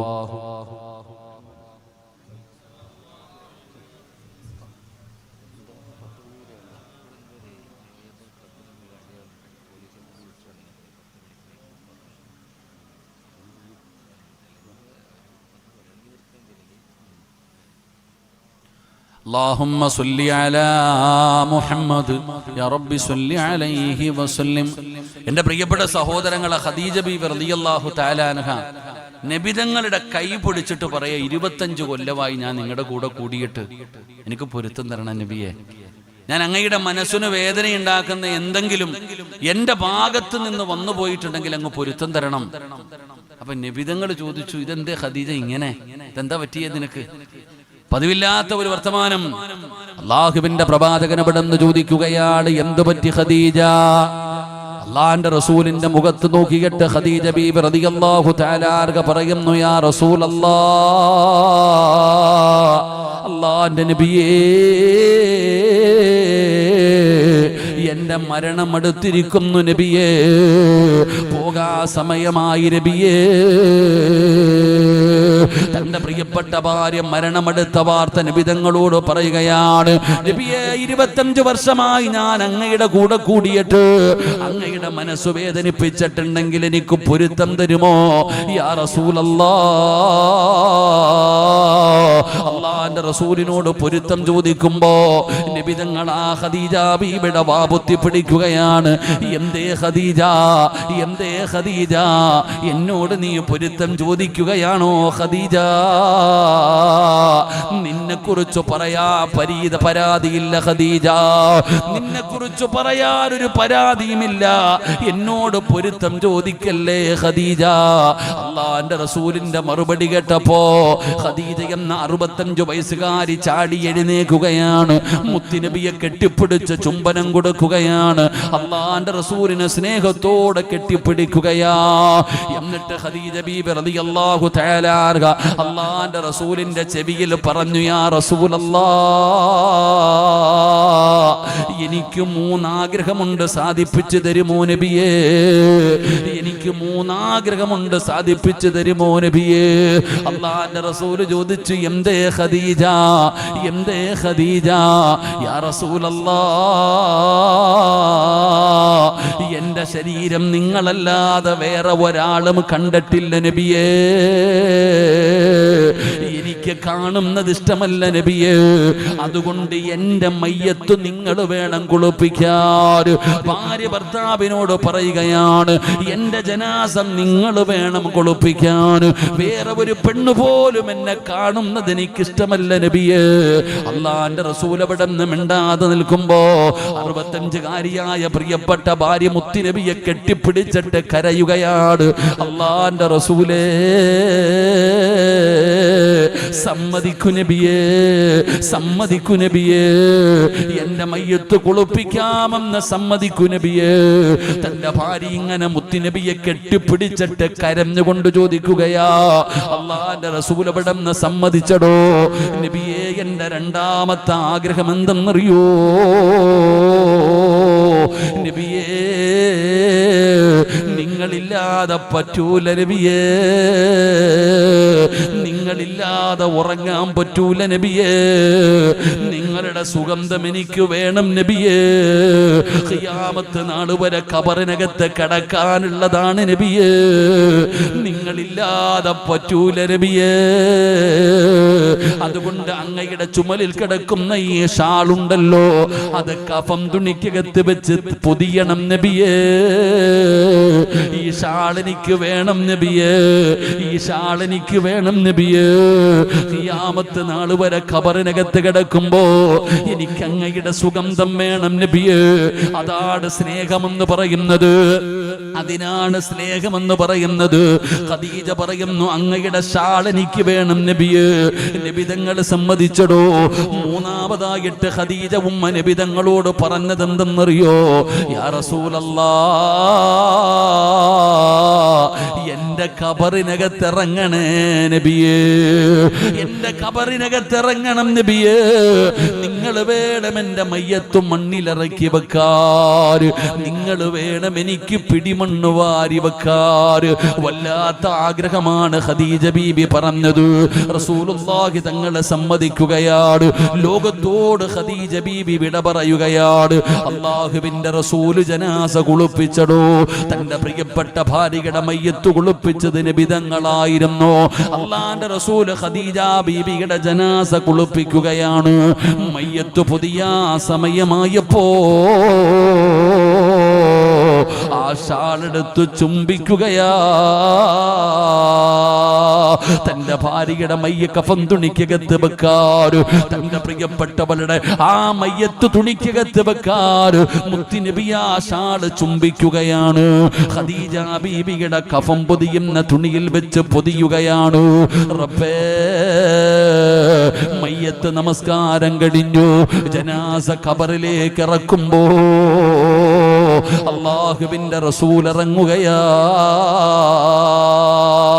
ഖദീജ ബീബി റളിയല്ലാഹു തആല അൻഹയുടെ ഖബറിനകത്ത് ഇറങ്ങുകയാണ്. ആ ജനാസ നബി തങ്ങളാണ് മണ്ണിലേക്ക് വെച്ചത്. തന്റെ കൈ കൊണ്ടാണ് മണ്ണിലേക്ക് വെച്ചത്. അല്ലാഹുവേ, അല്ലാഹുവിന്റെ റസൂൽ പിടിമണ്ണ് വാരി വെക്കുമ്പോ കണ്ണ് നിറഞ്ഞ് ഒഴുകുകയാണ്. ഖദീജ ബീബിയുടെ കഫം തുണി പോലും നനയുന്ന രീതിയിൽ നബി തങ്ങൾ അവിടുന്ന് കരഞ്ഞടോ. അവിടുന്ന് പിടിമണ്ണ് വാരി വെക്കുകയാണ്. എന്റെ പ്രിയപ്പെട്ടവര്, ഖദീജ ബീബി റളിയല്ലാഹു തആല അൻഹ മരണപ്പെട്ടു. അതിനുശേഷം പ്രവാചകൻ ഒരുപാട് വിവാഹം കഴിച്ചു. പക്ഷേ ഖദീജയോട് വല്ലാത്ത ഒരു സ്നേഹമായിരുന്നു, വല്ലാത്ത ഒരു സ്നേഹമായിരുന്നു. നല്ല ഭക്ഷണം കിട്ടിയ നബി തങ്ങളെ തന്റെ കൂട്ട് ഖദീജയുടെ ഫ്രണ്ടിന്റെ വീട്ടിൽ കൊടുത്തു വിടുമായിരുന്നു. അല്ലാഹുവേ, എന്തു പറഞ്ഞാലും ഖദീജ, എന്തു പറഞ്ഞാലും ഖദീജ. നബി തങ്ങൾ ഒരിക്കൽ എന്തോ പറഞ്ഞപ്പോ ഖദീജയെ കുറിച്ച് പറയുന്നത് കേട്ടപ്പോ ആയിഷയ്ക്ക് വല്ലാത്ത ദേഷ്യം വന്നു. ആയിഷ ബീബി റളിയല്ലാഹു തആല അൻഹ അവിടുന്ന് ചോദിച്ചു, ഈ പ്രായമുള്ള ഈ കിളവിയോട് മാത്രം എന്തേ ഇത്ര സ്നേഹമെന്തേ? വേറെ ഭാര്യമാരൊന്നുമില്ലേ? മുത്തുനബിയുടെ കണ്ണ് നിറഞ്ഞു പെങ്ങള്. അല്ലാഹുവിന്റെ റസൂലിന്റെ കണ്ണ് നിറഞ്ഞടോ. ഖദീജയെ പറഞ്ഞപ്പോ അല്ലാഹുവിന്റെ റസൂൽ എപ്പോഴും പറഞ്ഞു, ആയിഷ, നീയൊക്കെ എന്റെ ഖദീജയെ പോലെയാകില്ല ആയിഷ. അതുകൊണ്ട് എന്റെ പ്രിയപ്പെട്ടവരോട് പറയുകയാണ്, പരസ്പരം സ്നേഹിക്കടോ, പരസ്പരം ബഹുമാനിക്കടോ. ഇത് കണ്ടാണ് നിങ്ങളുടെ മക്കൾ വളരുന്നത്. ഈ സ്നേഹം കണ്ടാ മക്കൾ വളരുന്നത്. ഈ പരസ്പരമുള്ള ബഹുമാനം കണ്ടാ മക്കൾ വളരുന്നത്. ഇത് കണ്ട് വളർന്ന മകളാണ് ഫാത്തിമ. ഉപ്പയുടെ മരണം കണ്ടവൾ വാപ്പയും ഉമ്മയും മത്സരിച്ചിട്ടാണ് രണ്ടുപേരും ലോകത്തോട് വിട പറഞ്ഞത്. അല്ലാഹുവേ, ആ ഖദീജയുടെ മകളായ ഫാത്തിമ മരിക്കുന്നതിന്റെ തലേ ദിവസം തന്റെ ഭർത്താവായ അലിയാർ തങ്ങളോട് 3 വസിയത്താണ് പറഞ്ഞത്. 3 വസിയത്താണ് പറഞ്ഞത്. എന്റെ മക്കളെ ഉപദ്രവിക്കരുത്, എന്റെ മക്കളെ നിങ്ങൾ ഉപദ്രവിക്കരുത്. ഫാത്തിമയുടെ വസിയത്തായിരുന്നു, എന്നെ രാത്രിയിൽ വേണം ഖബറടക്കാൻ, പകല് ഖബറടക്കരുത്. കാരണം എന്റെ മയ്യത്ത് പൊതിയുന്നതും ചുമക്കുന്നതും ഖബറിലിറക്കി വെക്കുന്നതും അന്യ പുരുഷന്മാരാണ്. അലിയേ, എന്റെ ശരീരത്തിന്റെ വടിവ് കാണുന്നത് എനിക്കിഷ്ടമല്ല. പൊതിഞ്ഞു കൊണ്ടുപോകുമ്പോ, മയ്യത്ത് ഖബറിലിറക്കി വെക്കുമ്പോ ഒരാളും എന്റെ ശരീരത്തിന്റെ വടിവ് പോലും കാണുന്നത് എനിക്കിഷ്ടമല്ല. ഇതാണ് ഖദീജയുടെ മകളായ ഫാത്തിമ, ഇതാണ് മുത്തുനബിയുടെ മകളായ ഫാത്തിമ. അതുകൊണ്ട് മാതൃകയാകടോ. അതുകൊണ്ട് ഈ സദസ്സിലിരിക്കുന്നവരോട് പറയുകയാണ്, നിന്നെ കുറിച്ച് നിന്റെ ഭാര്യ നല്ലത് പറയട്ടെ, നിന്നെ കുറിച്ച് നിന്റെ ഭർത്താവ് നല്ലത് പറയട്ടെ. നാളെ രക്ഷപ്പെടും പെണ്ണേ. അല്ലാഹുവേ, ഈ സദസ്സിലിരിക്കുന്ന ഞങ്ങളുടെ കുടുംബ ജീവിതത്തിൽ നീ ബർക്കത്ത് നൽകണേ അല്ലാ. പരസ്പരം സ്നേഹിച്ചും ആദരിച്ചും ബഹുമാനിച്ചും പടച്ചവനെ മരിക്കുന്ന കാലം വരെ ജീവിച്ച് ഈമാനോടുകൂടി മരിക്കുന്നവരിൽ പെടുത്തണേ അല്ലാ. അവസാനം കുടുംബസമേതം ഹും വഅസ്വാജുഹും ഫീ ദിലാലിൻ അലൽ അറായികി മുത്തഖിയൂൻ ലഹും ഫീഹാ ഫാകിഹതു വലഹും മാ യദ്ദഊൻ സലാമുൻ ഖൗലൻ മിർ റബ്ബിർ റഹീം. നാളെ നിന്റെ സ്വർഗ്ഗത്തിൽ ഒരുമിച്ച് കൂടുന്ന കുടുംബമായി ഞങ്ങളെ നീ പെടുത്തണേ അല്ലാ. അതുകൊണ്ട് എന്റെ സഹോദരങ്ങളോട് ദുആ ചെയ്യാ പോവുകയാ. പടച്ചവനെ, റജബ് മാസമാണ്, റജബുന് ശഹറുല്ലാഹ്, അല്ലാഹുവിന്റെ മാസമാണ് റജബ്. സൂക്ഷ്മത വേണേ, സൂക്ഷ്മത വേണേ അല്ലാഹുവേ.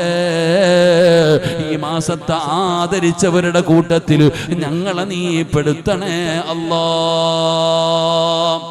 അൽഹംദുലില്ലാഹ്, അൽഹംദുലില്ലാഹി റബ്ബിൽ ആലമീൻ. അല്ലാഹുമ്മ സ്വല്ലി അലാ സയ്യിദിനാ മുഹമ്മദിൻ വഅലാ ആലി സയ്യിദിനാ മുഹമ്മദ്. അല്ലാഹുമ്മ അൻസിൽഹുൽ മഖഅദൽ മുഖറബ ഇൻദക യൗമൽ ഖിയാമ.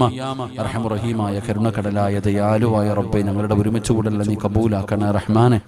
അല്ലാഹുവേ, ഈ പറഞ്ഞതും കേട്ടതും ഒക്കെ ഒരു സ്വാലിഹായ അമലായി നീ സ്വീകരിക്കണേ അല്ലാഹ്. എന്തെങ്കിലും തെറ്റുകളോ ന്യൂനതകളോ വന്നു പോയിട്ടുണ്ടെങ്കിൽ നിന്റെ കരുണ കൊണ്ട്, നിന്റെ ഔദാര്യം കൊണ്ട് നീ മാപ്പാക്കണേ അല്ലാഹ്. അല്ലാഹുവേ, ഈ മജ്ലിസിൽ നീ ഇഷ്ടപ്പെടാത്ത ഒരാൾ പോലും ഇല്ല റബ്ബേ. നിന്നോട് എന്ത് ചോദിച്ചാലും നീ തരുമെന്ന് ഞങ്ങൾക്ക് ഉറപ്പാണ് പടച്ചോനെ. ഈ നീട്ടുന്ന കയ്യെ നീ തട്ടിക്കളയല്ല റഹ്മാനെ, ഈ നീട്ടുന്ന കയ്യെ നീ തട്ടിക്കളയല്ല റഹ്മാനെ. അല്ലാഹുവേ, നീ 100 കൊല ചെയ്തവന് പുറത്തു കൊടുത്തവനാണ് റഹ്മാനെ. അല്ലാഹുവേ, നിന്നെക്കാളും പൊറുക്കുന്ന ഒരാൾ ലോകത്തില്ല പടച്ചോനെ. ഈ മജ്ലിസിൽ നിന്ന് ഇറങ്ങിപ്പോകുമ്പോ ഹജ്ജ് കഴിഞ്ഞു പോകുന്ന ഹാജിയെ പോലെ നീ ഞങ്ങളെ ശുദ്ധീകരിക്കണേ അല്ലാഹ്. ഞങ്ങളുടെ പാപങ്ങൾ മുഴുവൻ നീ പുറത്തു തരണേ റഹ്മാനെ. അല്ലാഹുവേ, ഞങ്ങളുടെ മാതാപിതാക്കളിൽ പലരും ഖബറിലാണ്. നീ മഗ്ഫിറത്തും റഹ്മത്തും നൽകണേ തമ്പുരാനെ. അവരുടെ മണ്ണറകൾ നീ മണിയറകളാക്കണേ റഹ്മാനെ. അല്ലാഹുവേ, ജീവിച്ചിരിക്കുന്ന ഞങ്ങളുടെ മാതാപിതാക്കൾക്ക് നീ ആഫിയത്തുള്ള ദീർഘായുസ് നൽകണേ റഹ്മാനെ. വീടിന്റെ അകത്ത് കിടന്ന് നരകിക്കുന്നത് കാണേണ്ട അവസ്ഥ വരുത്തല്ല പടച്ചവനെ. അവരുടെ പൊരുത്തം നൽകണേ റഹ്മാനെ. അല്ലാഹുവേ, പടച്ചവനെ, ഞങ്ങളിൽ പലരും രോഗികളാണ് റഹ്മാനെ. അല്ലാഹുവേ, ഏതെങ്കിലും മാരകമായ രോഗത്തിന്റെ അണുക്കൾ ഞങ്ങൾക്കുണ്ടോ എന്ന് ഞങ്ങൾക്കറിയില്ല പടച്ചവനെ. അല്ലാഹുവേ, സമ്പാദിച്ചത് മുഴുവനും വിറ്റ് ചികിത്സിച്ചാലും മാറാത്ത ഒരു രോഗവും നീ ഞങ്ങൾക്ക് തരല്ലേ അല്ലാ.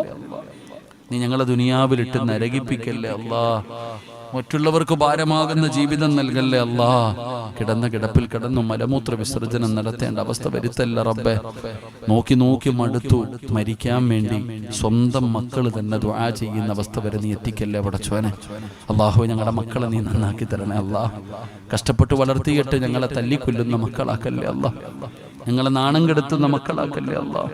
ഞങ്ങൾക്ക് സ്വർഗം വാങ്ങിത്തരുന്ന മക്കളാക്കണേ അല്ലാ.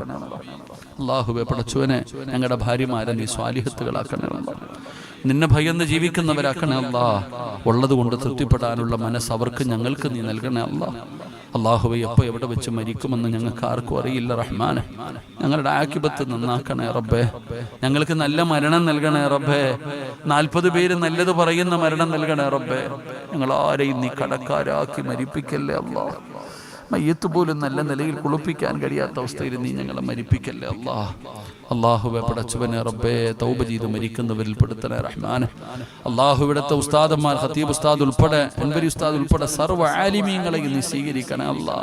അല്ലുലമാ വറസത്തുൽ അംബിയായിൽ പെടുത്തണേ അല്ലാ. അവരുടെ ഖിദ്മത്തുകൾ നീ സ്വീകരിക്കണേ അല്ലാ. ഭാര്യ സന്താനങ്ങൾ അനുഗ്രഹിക്കണേ അല്ലാ. അല്ലാഹു, സാലിഹ് ഉസ്താദിന്റെ ഒക്കെ ശബ്ദം നീ നിലനിർത്തി കൊടുക്കണേ അല്ലാ. ഉസ്താദിന്റെ ഉപ്പ ഉമ്മ എല്ലാവരെയും നീ അനുഗ്രഹിക്കണേ റഹ്മാനെ. അല്ലാഹു, ഇവിടുത്തെ ഉസ്താദന്മാരെ മുഴുവനും നീ ഖൈർ നൽകണേ തമ്പുരാനെ. അല്ലാഹുവേ, ഈ 10 വരെ ഈ സദസ്സിലിരുന്ന ഈ പ്രായമുള്ളവർ പലരും രോഗികളാണ് പടച്ചവനെ. ഉപ്പമാർക്കൊക്കെ നീ ആഫിയത്തുള്ള ദീർഘായുസ് കൊടുക്കണേ പടച്ചവൻ. ഇവരെ രോഗങ്ങൾക്ക് നീ ശിഫ നൽകണേ റഹ്മാൻ. മരിക്കുന്ന ദിവസവും സ്വന്തം കൈകൊണ്ട് ഒളിവെടുത്ത് നിസ്കരിച്ച് മരിക്കാൻ ഭാഗ്യം കൊടുക്കണേ അല്ലാഹ്. അല്ലാഹു, ഈ സഹോദരങ്ങളെ നീ അനുഗ്രഹിക്കണേ അല്ലാഹ്. രാവും പകലും ശരീരം പോലും നോക്കാതെ കുടുംബത്തിനു വേണ്ടി ഓടി നടക്കുന്നവരാണ് പടച്ചോനെ. നീ കടത്തിക്കളയല്ലേ അല്ലാഹ്, നീ കടത്തിക്കളയല്ലേ റഹ്മാൻ. അല്ലാഹു, പടച്ചോനെ, ചെറുപ്പക്കാരെ നീ അനുഗ്രഹിക്കണേ അല്ലാഹ്. നല്ല മക്കളാക്കണേ പടച്ചോനെ. നല്ല ഭാവി, നല്ല ജീവിതം, നല്ല ഇണ, നല്ല ജോലി നീ കൊടുക്കണേ തമ്പുരാനെ. വിദ്യാർത്ഥികൾ അനുസരണയുള്ള മക്കളാക്കണേ റഹ്മാൻ. അല്ലാഹു, മാതാപിതാക്കൾക്ക് സ്വർഗം വാങ്ങിക്കൊടുക്കുന്ന മക്കളാക്കണേ പടച്ചവൻ. അല്ലാഹു, ഈ പരിപാടിയുടെ സംഘാടകരെ നീ കൈവിടല്ലേ പടച്ചവൻ. അല്ലാഹു, പലരും പ്രായമുള്ളവരാ പടച്ചവൻ. നീ ആഫിയത്തും ദീർഘായുസും കൊടുക്കണേ പടച്ചവൻ. അല്ലാഹു, ഭക്ഷണം കഴിക്കുന്ന വീട്ടിലൊരു ഉപ്പ വന്നിട്ട് ഉസ്താദേ ദുആ ചെയ്യണം. അല്ലാഹുവേ, സംസാരിക്കാൻ പോലും ആ പാപത്തിൽ പാപത്തിന് വയ്യ റബ്ബേ, നീ കരുണ കാണിക്കണേ അല്ലാ, നീ ശിഫ കൊടുക്കണേ അല്ലാ, നീ ശിഫ കൊടുക്കണേ അല്ലാ. അല്ലാഹു ഈ കമ്മിറ്റിക്കാരെ മുഴുവനും നീ അനുഗ്രഹിക്കണേ അല്ലാ. അവർ ചെയ്യുന്ന ഈ നന്മകളുടെ പ്രതിഫലം മരിക്കുന്ന സമയത്ത് കണ്ടു മരിക്കാൻ ഭാഗ്യം കൊടുക്കണം അല്ലാ. പടച്ചവനെ, എൻ്റെ ഉമ്മ പെങ്ങന്മാരെ നീ കൈവിടല്ല റഹ്മാനെ. അവരൊരുപാട് വേദന സഹിച്ചവരാ, ഇനിയും വേദനിപ്പിക്കല്ല റബ്ബേ, അറുത്തു മുറിക്കല്ല റബ്ബേ, കണ്ണുനീര് ഉടുപ്പിക്കല്ല റബ്ബേ. ഭർത്താക്കന്മാരുടെ ദുസ്വഭാവങ്ങളൊക്കെ മാറ്റി കൊടുക്കണേ റഹ്മാനെ. സമാധാനമുള്ള ജീവിതം കൊടുക്കണേ തമ്പുരാനെ. അള്ളാഹുവെ, ഭക്ഷണം തന്ന കുടുംബം നീ സ്വർഗത്തിലെ ഭക്ഷണം കൊടുക്കണേ അല്ലാ. അള്ളാഹു ആ കുടുംബത്തിലെ സഹോദരിമാരെ നീ അനുഗ്രഹിക്കണേ അല്ലാ. മക്കൾക്ക് നല്ല ജീവിതം കൊടുക്കണേ തമ്പുരാനെ. അർഹം റഹീമായ റബ്ബേ, ഭക്ഷണ മൈക്ക് സെറ്റിന്റെ പ്രവർത്തകരെ നീ അനുഗ്രഹിക്കണേ റഹ്മാനെ. അപകടങ്ങളെ തൊട്ട സഹോദരങ്ങളെ നീ കാക്കണേ പടച്ചവനെ. ലത്തീഫിന്റെ ഉമ്മയെയും ഉപ്പയെയും നീ അനുഗ്രഹിക്കണേ റഹ്മാനെ. പൊന്നുമക്കൾക്ക് നല്ല ജീവിതം കൊടുക്കണേ റഹ്മാനെ. അള്ളാഹുവെ, റാഫിയെയും കുടുംബത്തെയും നീ അനുഗ്രഹിക്കണേ അല്ലാ. പടച്ചവനെ, തന്റെ പൊന്നുമോൻ ഖുർആൻ ഹിഫ്ള് ചെയ്ത പൊന്നുമോന കുടുംബസമേതം നീ സ്വർഗത്തിലെത്തിക്കണേ അല്ലാ. അള്ളാഹുവെ, ആരൊക്കെ ഈ പ്രഭാഷണം കേൾക്കുന്നുണ്ടോ അവരുടെ ആക്കിബത്ത് നന്നാക്കണേ അല്ലാ. അവരുടെ പ്രയാസങ്ങൾ നീ മാറ്റണേ അല്ലാ. നല്ല മരണം കൊടുക്കണേ അല്ലാ. അള്ളാഹുവെ, ഈ സ്ഥലവും സൗകര്യവും ചെയ്ത എല്ലാവരെയും നീ അനുഗ്രഹിക്കണേ റഹ്മാൻ. അള്ളാഹുവെ, ഒരു സദക്ക ചോദിച്ചപ്പോൾ തന്ന ഒരാളെയും നീ മറക്കല്ലേ പടച്ചവനെ. അള്ളാഹുവെ, നീ അവർക്ക് സ്വർഗം കൊടുക്കണേ പടച്ചവനെ. സ്വർഗത്തിന്റെ അവകാശികളിൽ പെടുത്തണേ റഹ്മാൻ. എല്ലാവർക്കും നല്ല ചെയ്യാനുള്ള മനസ്സ് കൊടുക്കണേ പടച്ചവനെ. അള്ളാഹുവെ, പെട്ടെന്നുള്ള മരണങ്ങൾ, അപകട മരണങ്ങൾ, ദുർമരണങ്ങൾ നീ ഞങ്ങളെ കാക്കണേ അല്ലാ. മയ്യത്ത് പോലും നല്ല നിലയിൽ കുളിപ്പിക്കാൻ കഴിയാത്ത അവസ്ഥയിൽ നീ ഞങ്ങളെ മരിപ്പിക്കല്ലേ അല്ലാ. അള്ളാഹുവെ, ജനങ്ങളെ കാണിക്കാതെ പെട്ടെന്ന് കൊണ്ടുപോയി കബറടക്കുന്ന മരണം തരല്ലേ അല്ലാ. അള്ളാഹുവെ, ഞങ്ങളെ പെട്ടെന്ന് മരിപ്പിച്ചിട്ട് ഞങ്ങളുടെ പിഞ്ചുമക്കളെ നീ യതീമീങ്ങളാക്കല്ലേ അല്ലാ. അള്ളാഹുവെ, ഞങ്ങളുടെ ഭാര്യമാരെ നീ ചെറുപ്പത്തിലെ വിധവകളാക്കി കളയല്ലേ അല്ലാ. അള്ളാഹു, ഞങ്ങളുടെ മക്കളൊക്കെ വാഹനങ്ങളിൽ സഞ്ചരിക്കുന്നവരാ. അള്ളാഹുവെ, ഞങ്ങളുടെ മക്കളെ നീ കാത്തുകൊള്ളണേ അല്ലാ. ഞങ്ങളുടെ മുമ്പിൽ വെള്ള തുണിയിൽ പൊതിഞ്ഞ് ഞങ്ങളുടെ മക്കളുടെ മയ്യത്ത് കൊണ്ട് വെച്ചു പരീക്ഷിക്കല്ലേ അല്ലാ. അള്ളാഹുവെ, നിന്റെ മുമ്പിൽ ഉയർത്തുന്ന ഈ കരങ്ങൾ ലോകത്ത് ആരുടെ മുമ്പിലും നീട്ടി യാചിക്കേണ്ട അവസ്ഥ വരുത്തല്ല റബ്ബേ. ഇസ്സത്ത് നിലനിർത്തണേ റഹ്മാനെ. അള്ളാഹുവെ, ബറക്കത്ത് ചോദിക്കാൻ പറഞ്ഞ മാസമാ. നീ എന്തൊക്കെ നല്ല കാര്യങ്ങൾ നൽകിയോ അതിൽ മുഴുവനിലും നീ ബറക്കത്ത് നൽകണേ അല്ലാ. നീ നൽകിയ നിഅമത്തുകൾ നിലനിർത്തി തരണേ പടച്ചവനെ. എൻ്റെ ഉപ്പയും എൻ്റെ ജ്യേഷ്ഠനും എൻ്റെ ഭാര്യ പിതാവും ഖബറിലാണ്. 3 പേർക്കും നീ സ്വർഗം കൊടുക്കണേ പടച്ചവനെ. എൻ്റെ ഉമ്മാന് നീ ആഫിയത്തുള്ള ദീർഘായുസ് കൊടുക്കണേ അല്ലാ. സഹോദരങ്ങളെ നീ അനുഗ്രഹിക്കണേ അല്ലാ. എൻ്റെ പൊന്നുമക്കളെ നീ ഹാഫിളീങ്ങളാക്കണേ അല്ലാ. പടച്ചവനെ, എൻ്റെ ഭാര്യ എൻ്റെ മക്കൾ എനിക്ക് സ്വർഗം വാങ്ങിത്തരുന്നവരാക്കണേ അല്ലാ. പടച്ചവനെ, ഈ ശബ്ദം നീ നിലനിർത്തണേ റഹ്മാനെ. അഹങ്കാരം തരല്ലേ പടച്ചവനെ. ജീവിതത്തിൽ വന്ന പിഴവുകളൊക്കെ നീ പൊറുക്കണേ റഹ്മാനെ. അള്ളാഹുവെ, രോഗങ്ങളും പ്രയാസങ്ങളും ബുദ്ധിമുട്ടുകളും നിനക്കറിയാം. നീ അറുത്തു മുറിക്കല്ലേ അല്ലാ. നീ ശിഫ നൽകണേ അല്ലാ. പഴയ ആരോഗ്യം നൽകണേ അല്ലാ. അള്ളാഹുവെ, ദുആയ്ക്ക് നീ ഇജാബത്ത് നൽകണേ റഹ്മാനെ. അള്ളാഹുവെ, ഖുർആനും ഹദീസൊക്കെ പറയുന്നവരാ. എന്തെങ്കിലും ന്യൂനതകൾ ഉണ്ടെങ്കിൽ നീ പുറത്തു മാപ്പാക്കി തരണേ പടച്ചവൻ. അള്ളാഹുവെ, ഞങ്ങളുടെ നേതൃത്വങ്ങൾക്ക് നീ ആഫിയത്തുള്ള ദീർഘായുസ് നൽകണേ അല്ലാ. അള്ളാഹുവെ, 100ാം വാർഷികം നീ നല്ല വിജയത്തിലാക്കണേ റഹ്മാനെ. എല്ലാവരെയും നീ അതിലേക്ക് അടുപ്പിക്കണേ പടച്ചവനെ. ഞങ്ങൾക്കൊക്കെ അതിലൊക്കെ ഒന്ന് പങ്കെടുക്കാനുള്ള ഭാഗ്യം തരണേ പടച്ചവനെ. അതിനുവേണ്ടി പ്രവർത്തിക്കുന്ന എല്ലാവർക്കും നീ അർഹമായ പ്രതിഫലം കൊടുക്കണേ റഹ്മാനെ. അള്ളാഹുവെ, ഞങ്ങൾ ഇന്ന് പിരിയുകയാ. ജീവിതത്തിൽ ഇനി ഒരിക്കലും ഞങ്ങൾ കണ്ടില്ലെങ്കിലും നിന്റെ സ്വർഗത്തിൽ വെച്ച് കാണാൻ ഭാഗ്യം തരണേ അല്ലാ. ഈ ദുആ അവസാന ദുആ ആക്കല്ലേ അല്ലാ. ഇത് അവസാന രാത്രിയാക്കല്ലേ അല്ലാ. ഇത് അവസാനത്തെ മജ്‌ലിസ് ആക്കല്ലേ അല്ലാ. ഇത് ഞങ്ങളുടെ ജീവിതത്തിൽ അവസാനത്തെ ദിവസമാണെങ്കിൽ ഈ ദുആ ഞങ്ങളുടെ തൗബയാക്കണേ റബ്ബേ. തൗബയാക്കണേ അല്ലാ. തൗബയാക്കണേ നാഥാ. اللهم رب ارحمهما كما ربياني صغيرا آمين برحمتك يا أرحم الراحمين.